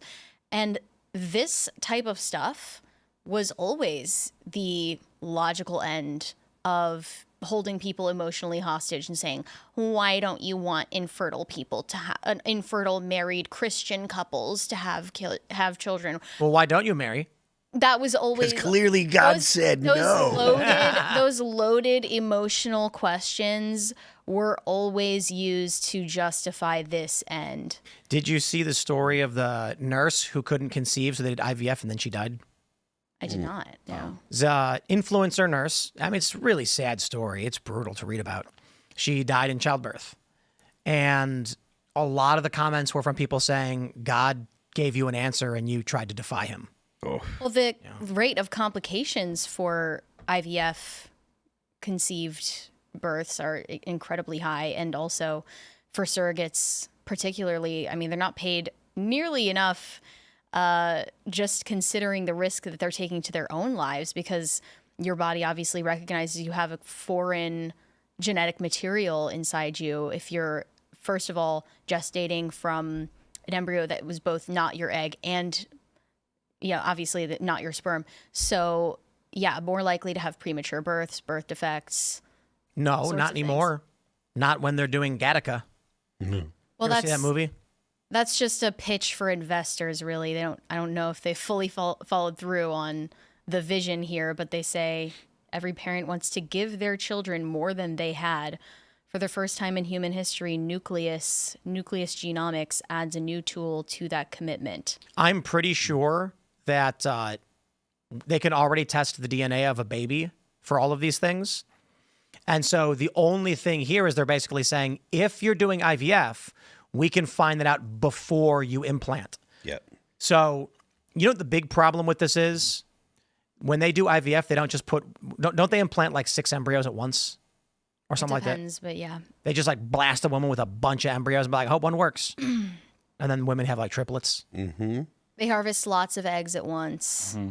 And I'm saying they implant, they don't just put one embryo in. Yeah, they use a catheter to insert multiple because they know that not all of them are going to survive. I think that's why twins are more common with IVF, because sometimes multiple survive. And it's just such a misnomer to even call them sperm donors. They're sperm sellers, and a lot of these companies prey on men who are likely candidates because they say, you need the extra money, right? Especially during the pandemic, they were encouraging men to sell their sperm for extra cash. They were doing that. Yeah. Why do we all wear the same thing? Because it's low effort to look. No, I think it was because it was the death of Elon and We're all romance. We're mourning. We're all mourning. Yeah. We're all mourning. Drew, have you ever seen the movie Gattaca? I've seen clips, but I haven't watched it in full. You've never seen it, have you? I have. You have seen it? Years ago. I mean, it's like, what is it? Who's the main guy? Is it Ethan Hawke? What's that guy's name? Yeah. And he wants to be a pilot or something, but he's got bad eyes. So, like, you're a second-class citizen. Yep. Too bad. You and your What's that other garbage movie they genes. did? Isn't there a Disney movie about this? Really? There's like some young adult dystopian movie where, like, at a certain age you get genetically modified to become pure or something like that. Yeah, what was it? I don't know. That's not Alita Battle Angel, is it? No. Was it like a young adult like book series? Disney? Maybe it's like a movie or something. Like Divergent or something? I bet the chat knows. In Time? No, that's not. Oh, wait. No, that's not it. No. That's stupid. ChatGPT, you're stupid. Those are both wrong. You talking about that Logan Paul movie? Is it a Logan Paul movie? That one where like they all take that test or whatever? No. I don't know. I don't know what you're talking about. Yeah, I don't know. There's some movie where it's like, maybe it's not out yet. I don't know. Yeah, it's like when you're young, you're, genetically normal, and then at a certain age, they put you through a machine that fixes everything, and then you can go live in the wealthy area now. Something like that. I think it is In Time. 2000 American. No. In Time is where you have time on your arm, and time is currency. Okay. Yeah. Sorry. Yes. Yeah, that's a totally different thing. That movie sucked. Yeah, it's unfortunate because people were saying it was like a good idea, but It's a cool concept, but it was bad. Yeah. Yeah. The movie sucked. I'm just sick of talking about the obvious ethical concerns around IVF and surrogacy and being told that I'm saying children conceived through IVF like don't deserve to live. Like that's just emotional manipulation. Yes. It's bullshit. That's half of the discourse on the internet nowadays, at least. Yeah, Probably I mean, and I have a bunch of. This was actually back when Trump pre-election was saying he wanted to federally subsidize IVF. I don't know if there was any follow through on that, and I'm glad. But I was saying that was a huge issue for me, and people were sending me pictures of like, this is my grandchild conceived via IVF, and you're saying that they're a piece of shit who doesn't deserve to live? How dare you? When that was very clearly not what I was saying. Yeah. And this is just par for the course if you have any criticism of it whatsoever. And then you see the logical conclusion of that, it's just eugenics. Well, yes. Well, I mean, all of this stuff is like there's a lot of people that are very comfortable with eugenics and I think the future is going to be full of eugenics programs, and like I think that's something that people are going to want because they're going to be like, look, do I want to have my kid fall behind when I can actually make sure that my kid gets every advantage out there? That's something that people are going to be attracted to, wouldn't you? Don't you think? Sure, for all the reasons. So the chat got it for us. It was called the Uglies. Oh, okay. Oh, right. In each society, everyone undergoes surgery at age 16 to become pretty, genetically modified to be beautiful and physically perfect. So it's an upcoming Netflix film. Okay. Thank you, chat. Netflix. We have the power of 60-some thousand people who can just give us the answers to anything better than... You know what? What do I need AI for? I'm going to start I got it. I'm going to start a company, and I'm going to claim to be AI, but it's actually just Timcast IRL chat. And every answer is the USS Liberty. To be fair, that's not our chat. That's somebody else's. It's someone else's chat. The Uglies. Whenever you need an answer, you say something wrong on the internet. And someone will be there to tell you. Yeah, what's the joke? It's like, how do you find the right answer on the internet? Post the wrong one. Yeah, that's how you do it. That was a really funny thing, because I think this actually happened where there was on like Quora and stuff. There will be a bunch of questions that never get answered. Someone will be like, hey, I'm trying to do this thing. How does this work? And then nobody answers. So what you're supposed to do is put the wrong answer. And then someone's going to come and be like, oh, yeah? All right, my friends, smash the like button. Share the show with everyone you know. And I mean literally everybody. When was the last time you called Grandma? You got to call her up right now and say, Grandma, are you watching Timcast IRL? Because you got to see this show's fantastic. We're talking about Elon Musk and Donald Trump, and sometimes they talk about Donald Trump. And Sasquatch. Sometimes Sasquatch, maybe UFOs, but usually just political stuff. And if you share the show, it really does help. Don't forget to join our Discord server at timcast.com. If you want to be involved in the community, maybe get a project started, you're looking for connections, this is how you do it. We got tens of thousands of people. They're hanging out and they're saying, bro, I got you. But don't forget to head over to rumble.com/TimcastIRL. 10 p.m. Uncensored call-in shows coming up. It's going to be fun. But for now, we are going to grab your Rumble rants. All right. Shane H. Wilder says, from the IVF story earlier today, The real horror is that people are playing God with genetic engineering. Pick the perfect baby and kill the rest. The transhumanistic nightmare just gets worse. That's exactly what we were just talking about. Correct. Elder Zimriah says if Trump had already invoked the Insurrection Act to take care of the immigrants and judges, nobody would have taken Elon seriously. Invoke the Insurrection Act to take care of the immigrants and the judges. The judges Well, as well, huh? I'm saying that it overrides the judges. Okay. To deal with the problem of judges, you invoke the Insurrection Act and just bypass them. Although, I do think Trump was actually planning for that. Jay Dirtbiker says, per Timcast tradition, I am writing this rant from the delivery room of the hospital, patiently awaiting the arrival of my first child. Can't wait to meet my baby girl. Hashtag have more babies. Congrats. Yep. My kid is now moving her head. Great milestone in being a baby. Yep. Well, because for a while their heads are flopping around all crazy, you know? And they can't move them. Now she can. And she's like, looking at the world. Yeah. Looking at the world, looking at stuff, and then complaining about it. Taking after her dad. Let's go. Annie P13 says, Democrats wouldn't have released files if Trump was in there. Come on. You mean Democrats would have released the files if Trump was in there? I think that's what they mean. Hans1PK says, Mary, does nothing ever happen? I guess things happen, but nothing ever changes as a result. That's why I say nothing ever happens. It's a micro change, you know? Actually, no, I agree with Mary. I completely agree. We were just talking about this before the show. I was in Winchester, and I saw a gaggle of Gen Z women, and they were dressed like emo kids from 2003.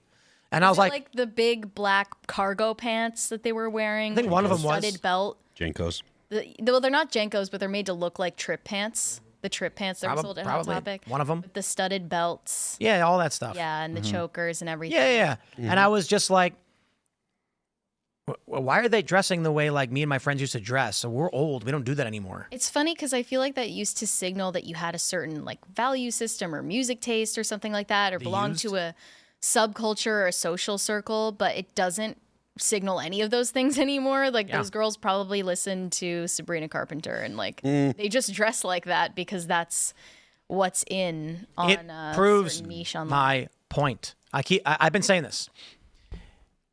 We are not going to see the cultural shift with the next generation the way we've seen it with every previous generation.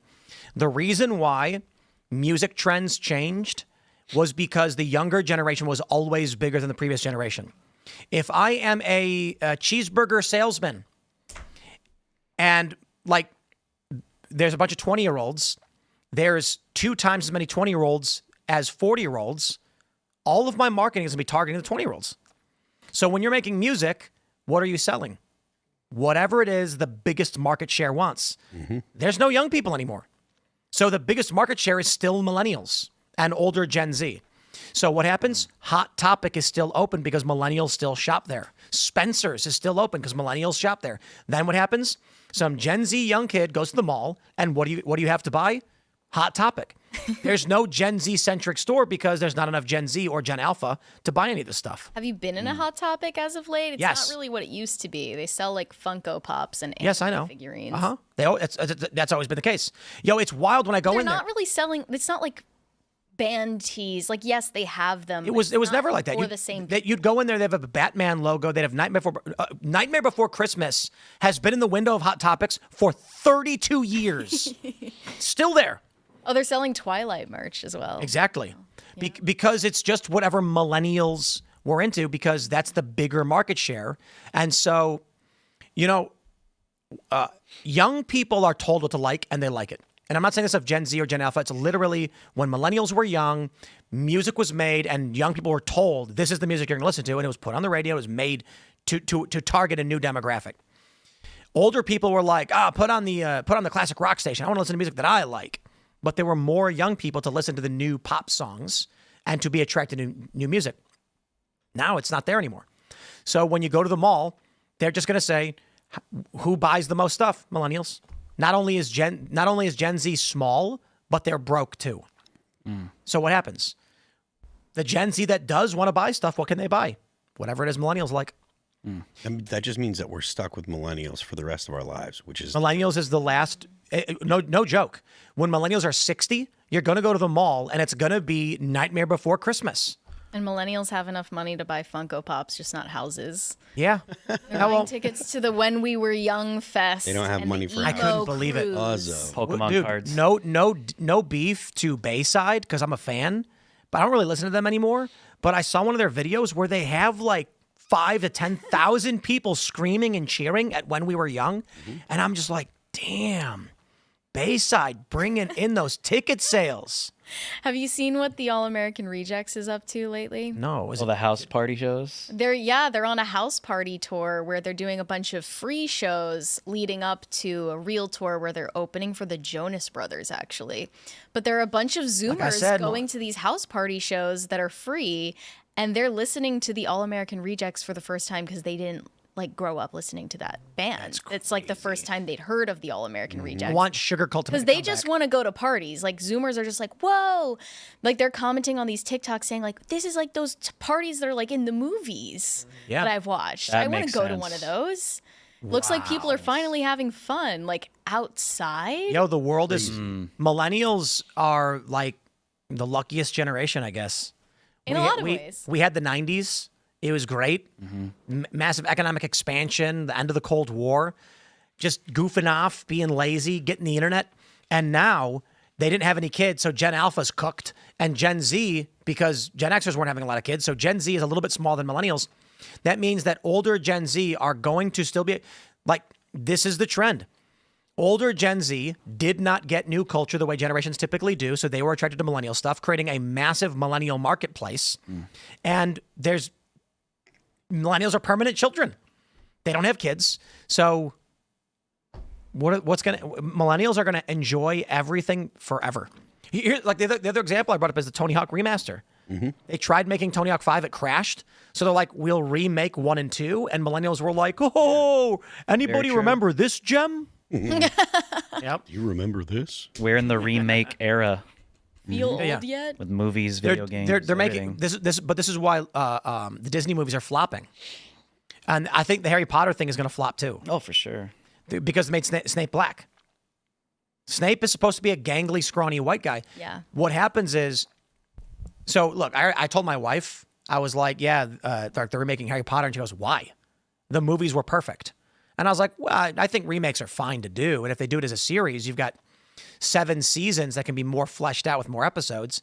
And she was just like, yeah, but when they made those movies, the CGI and the technology was good to make them good. You don't need to remake them the way we did before because movies didn't have the technology. So they remake movies now with new CGI and stuff. Update them with, So the issue I see, okay, my wife's a millennial. I am. We're the Harry Potter base. We grew up with this. We're not going to watch the HBO Harry Potter series. Is it because of the Snape race swap or something else? I feel like you wouldn't have watched it anyway, but the Snape race swap is just the cherry on top of a shit cake. It's probably the icing on the shit cake. Yeah. More than just the cherry. I think Snape, they also race swapped Hermione, but that's not like but only a little one bit. way or the other. Yeah, it's like only a little bit. Only Yeah. Like a slightly. little swarthy, but that's okay. Hard to tell. The thing is that Snape is described as this gangly, long-haired white dude, and they've just really changed it. This is why Little Mermaid flopped. I want to see Ariel. I want to see when I was a little kid, I saw Little Mermaid, and there's Ariel, and then they said, "We're not going to give you that. We're going to have a young black woman play Ariel." And I said, "Okay, that's fine. Make whatever movie you want." That's not that's not the nostalgia feeling millennials were looking for. They were looking for their childhood to come back, and you did not give that to them. I got no beef with that young one who did the movie. She's a great singer. Congratulations. You got to be in a Disney movie. But the movie flopped. And I think it's because millennials were like, I'm not buying that. And Gen Z ain't big enough, and Gen Alpha ain't big enough to actually maintain that market. Additionally, why are the Marvel movies flopping? It's not just because they tried getting woke in that last period. It's because the Marvel movies took off with what was it? Chris Evans, Hemsworth, and Robert Downey Jr. Yep. Now they're gone. Well, they're bringing back. That's right. And they're bringing going to them make back. money when they do. And I think they're giving Robert Downey Jr. like $100 million or something. It was I think some for 2 insane movies. Yeah. amount. Yeah. For Because Secret they were like- Wars and Doomsday. And I'm going to go see them. I really don't want to see Fantastic Four. I Can't stand Pedro Pascal. It's the Mary Sue Storm movie. I don't care about that. I care that Pedro Pascal is like in every single movie all the time. Well, he's the perfect beta male. That's why he's casted and everything. I guess. But he's He not is the guy you walk over in all of these movies. He's a terrible Reed Richards. What are they doing? What's the name of the actor they got in the multiverse movie who played Reed Richards? I don't remember. Oh, from The Office. Yeah, he was great. Yes. And it's just like everybody was really excited because that was a fan choice. And then they had him do a brief cameo, and then he's gone. And now they're like, killed him. Don't worry, Pedro Pascal's coming back, and we're like, oh. So I think Fantastic Four will do bad. That's my bet. What do you think it'll do? Did you watch Thunderbolts? Agree. Yes, and it did bad. Yeah, it flopped. Yeah, which is sad. I mean, it did $350 million. But they I don't know, needed. I thought That's I heard crazy. ticket sales for Fantastic Four, the pre-sales were good. Are they? I mean, it's an established, well-known brand, but You had a Captain America movie, an Avengers movie, because they changed the name to New Avengers. Right. So you technically have an Avengers movie. yeah, but come on. If that were to have come out in the era you're talking, the golden age of wouldn't- Marvel, it would have blown up. Well, to be fair, but see what happens is, and Back to back flops is very bad for Marvel right And- now. and it's that's why been. they're freaking out. well, Aside from Deadpool and Wolverine, which was huge for them. but that's only technically Marvel. Yeah. because Fox just sold and all that stuff. And But- that was nostalgia. right. That's why it worked. But Ryan Reynolds is fantastic, so Deadpool works. It was like one of the only successful Fox Marvel things they did. The issue is that the MCU died with Captain Marvel. That is when the MCU died. Now you may be saying, but hold on, wait a minute. Endgame came out and got $2 billion. Indeed. And Captain Marvel ruined it, and people stopped watching after that. That's when it went. They thought that Brie Larson would replace Robert Downey Jr. And it was so shockingly, I'll be nice, stupid. Everyone hated her. It didn't work. And then they had to erase her. So Captain Marvel did like $1 billion. And the only reason it did is because everyone wanted to see Endgame, and they wanted to know how the story was going to tie into it because it was like a prequel. And then they saw how awful it was. I remember when Pirates of the Caribbean 2 came out, I went to see it opening. I did not go see Pirates of the Caribbean in theaters. I was hanging out with my friends, and then someone was like, hey, have you guys seen Pirates of the Caribbean? And I was like, no. They played it, and I went, oh my God, that movie's amazing. And I saw it in some dude's living room. So when the second one came out, I was like, we got to go see part 2. And it sucks. It was awful. It makes no sense, and there's no ending. And then I saw the commercials where it's like the #1 movie in America. I was like, no. Pirates 1 is the #1 movie in America. Everybody just wants to relive that good movie, so they're going to see this crappy one. And that's exactly what happens. So people went to go see Captain Marvel because everybody liked the previous MCU movies. Captain Marvel was so bad, the sequel bombed. Avengers Endgame, I said it before, there were 2 moments when the entire theater I was in groaned. You know what those moments were? Brie Larson on screen. When Brie Larson gets headbutted by Thanos but doesn't flinch, everyone, oh, like, come on. Cringe. Even the strongest heroes get hit and take a hit. It was super cringe. And then when all the women started like, she's not alone, and they all stand up and it does all the whole audience started groaning. And I'm like, that was the end. That's when, and Kevin Feige went and fired all the woke people, and he's trying to bring back Robert Downey Jr., try and save his fractured, broken franchise. Now they're just burning money on it. Sad. Anyway, let's read Super Chats. What say you, good audience? His name was John Krasinski. Yes. He was great. Although it was really dumb how he's like, I'm going to grab Wanda. Oh, no, I exploded. Like, what are you doing? Anyway. Percent Time says, Tim, you didn't read my super chat last night about being in the delivery room, so now I'm asking you to shout out the newest member of my family, my daughter, Catherine Diane. Shout out. Welcome to the world. All right. More babies. What have we here? Mark Giadetti says, Elon needs rehab. Deport Bannon. This is his fault. How is it Bannon's fault? Common Sense Fishing says, hate to say I told you so, but I super chatted this a long time ago. Reminded everyone Trump was president when Epstein bid it. Also possible reason why they now say it's all self-harm and haven't released the list. EV issues. I mean, a lot of people were saying that. When Bongino was like, he killed himself. it was like, does it incriminate Trump? That's why you're saying this. But Cash seems pretty stone-faced. Like, look, I've seen it. It's not what you want it to be. I just want him to release. Yeah, but seeing what was left behind for you to see, and now you're telling I don't even us? care about that. Just release the documents. Epstein could be on a private island with a body double taking his place for all I care, as long as you give us the evidence. Yeah, we want the files. I mean, to be fair, like, it would be bad if Epstein is still alive. I'm just saying. The concern is not that. It's like, sure, we want to know, but we want the list. We want the clients. Anyway. Who was raping children and why aren't they in jail? James Arenson says, does nothing ever happen now, Ghost Girl? What kind of clapback is that? Because of the beef? Yes. On the timeline today? Yes. Is that happening? Because of the drama on the timeline. All right. Sean Kuhn says, there is no MAGA civil war. It's an engineered narrative. PR. The Epstein list is a red herring. I don't know about that. Robert Pointer says, MAGA is not Trump. I think Trump and the RNC should have backed the Doge mission and not chosen inflation and pork. That being said, they are both acting like children and the adults have left the room.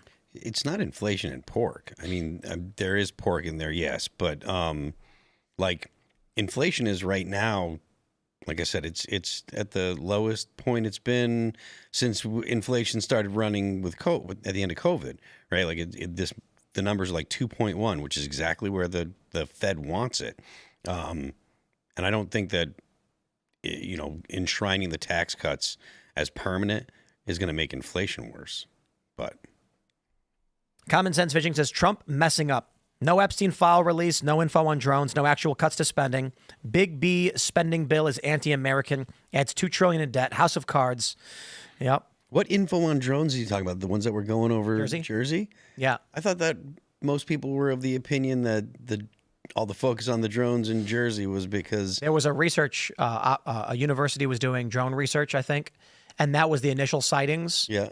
It was a government contract for drone testing, which were larger drones. Yeah. Those sightings resulted in people launching their own drones, commercial ones, to search for other drones, which resulted in people spotting those drones. And then some people thought planes were drones. I thought that there was a lot of that was when the Biden administration pardoned Hunter. I thought the media kind of was like focusing on the drones and all the stories, so that way maybe Hunter Biden's story was kind of snuck out in there. He's like, oh yeah, he did, don't pay attention though. But anyhow. Oh, okay. Steve X says, looks like Elon agreed not to decommission the Dragon. Just announced on X he agreed for the better of America. What is this? I can't read your name. Is it going to pop up? He should have had a snack before he got on Twitter. They both should have. They should have both had a nice big Snickers. Mac and some fries. The dad from Beyond says Marvel is dying, but DC seems to be on the rise. Thoughts on the upcoming Superman film? Well, I don't know, but I think Nathan Fillion as Guy Gardner is going to be epic, and I really love the scene. We've not seen a lot, but the scene where he's walking and he flicks the hand to like take out the trucks was great. Guy Gardner. I think Crypto was a bad choice, and there's a reason why we don't include the children's TV show version of Superman in our movies. But fine, I guess. So I'm excited for it. I do think I'm a fan of Mr. Terrific. Great character. Really excited to see him on the big screen. So I'm definitely going to go see the new Superman. You'll go to the movies to see it? Absolutely. Yeah. Definitely. Yeah, opening previews. I just love the Guy Gardner, Nathan Fillion. I'm excited for that. I think he'll do a great job. There were people complaining about his haircut, and it's like, that's the comic book true, like real. Right. That's it's Guy Gardner. Yeah. I'm excited to see him. He's going to be great. Yeah, I don't know about the Hawkman and Hawk Girl stuff or whatever, but I think Peacemaker was a great show, and so they're combining the shows and the movies now, trying to make their own little universe, I guess. But I'm a fan. I think the Peacemaker show was good. I didn't see Peacemaker. I enjoyed it. Yeah, the reboot of Suicide Squad was okay. Peacemaker was good, and they got Guy Gardner, Nathan Fillion's Guy Gardner is in Peacemaker season 2. Yeah. So yeah, I think it was the Hollywood Reporter. I can't remember. John Cena. But I do think that he's focusing on like a 6 to 10 year expanded universe, starting with this new Superman. Yeah, really? If it goes well. I think Marvel. I've always been a bigger fan of DC than Marvel. So it's always been disappointing to see how they flubbed all the movies. Wonder Woman was good, but man, did they kind of screw. Shazam was good. Okay, so I'll give them those. But man, they really screwed them all up. I liked Man of Steel. Yeah. I liked the Justice League stuff, especially the Snyder Cut, even though it's 4 hours. I thought it was cool. They had Doomsday in it. Oh yeah, you had to. That was the problem. Darkseid was in the Snyder Cut too. I'm sorry, go ahead. Right. No, the problem with the theatrical release was that Steppenwolf was the main villain, and it's like, who? Yeah, exactly. And they basically tried to do Infinity War. You know, this was the problem with Justice League. They were like, can we do Infinity War before Marvel does? Like the mother boxes and Darkseid. No, you can't. You need to do the individual movies to establish the characters and then force them to come together. Yep. No, they didn't do that. It's dumb, but still. Like, I think that Henry Cavill's like the best Superman possibly ever. Yeah, like, yeah. He was great. And Batman v Superman was a huge error. I thought, look, man, I thought Why that did you movie say was good that too. name? I liked that movie as well. It was okay, but he's like, you're letting him kill Martha. Martha. My take on that is like a little kid be like, your mom is named Martha? That's my mom's name. We could be friends. Yeah. Like, what? You're just trying to kill him. It's just lazy writing. You know, but what was miserable about it is that they should have just followed the comic. And that is, Batman points the kryptonite spear at Superman and says, let this be the day you never forget the day I defeated you, and then throws the spear away and then helps him up. Mm-hmm. Because the point was, you are not invincible and I can destroy it at any moment, never forget. Instead, he was like, wait, your mom is the same name as my mom? Why am I trying to kill you? We got so much in common. Some lame stuff. Very lame. Some lame stuff happened. Some lame But overall, stuff happened. overall, I still like the movie. I like Ben Affleck. Like I like, Ben Affleck as Batman. Yeah. You know, I think that Henry Cavill was the best Superman going. I mean, overall, I was pleased. I was entertained. Yeah. All right. Jacob Schmidt says, when you have a population having kids through in vitro, bad traits aren't bred out, and vanity traits may be selected. Then the state is required to have the kids for the rest of time. Well, the issue that I see with it immediately is that the problem we have right now is we don't know the direct correlation between certain traits. So that may mean right now that, like, hey, minus 20% hypertension. That's good. I want that kid. And then it turns out later that correlates with an increase in brain cancer or something. So I do think AI will sort all that stuff out after we get the data. Meaning after people start choosing for these things and they can correlate hypertension with cancer, then the AI is going to be like, oh, by the way. Yeah. It's still not going to be for generations. Generations. Yeah, you won't be able to, you won't find out who actually has or what genes you can turn on and turn off without having. Right. It's right. But I guess by generations, it's just going to be years. Yeah. So after 5 years, they may have enough data. Actually, no, you're right. Some of these cancers may not come to fruition for 40 years. Yeah. You have to wait until you actually get older. Indeed. The Glower Deluxe says, I'm a single late Gen Z. Don't take my goth girls. I swear to God. Yours? You took them from us. Cringe. Don't be silly. Don't be silly. Michael Edkin says, Trump froze the United for Ukraine visa program. My I-134A humanitarian parole visa for my fiance is paused because of Trump's executive order, and the K-1 visa has taken a while. My fiance's city was just hit by 2 rockets. I mean, it's miserable. I feel bad. I don't think Russia should have invaded Ukraine and all that, but I just don't think we should be involved, especially if Ukraine's attacking us. That's crazy. I wouldn't be surprised if Ukraine false flag attacked us and tried to blame Russia.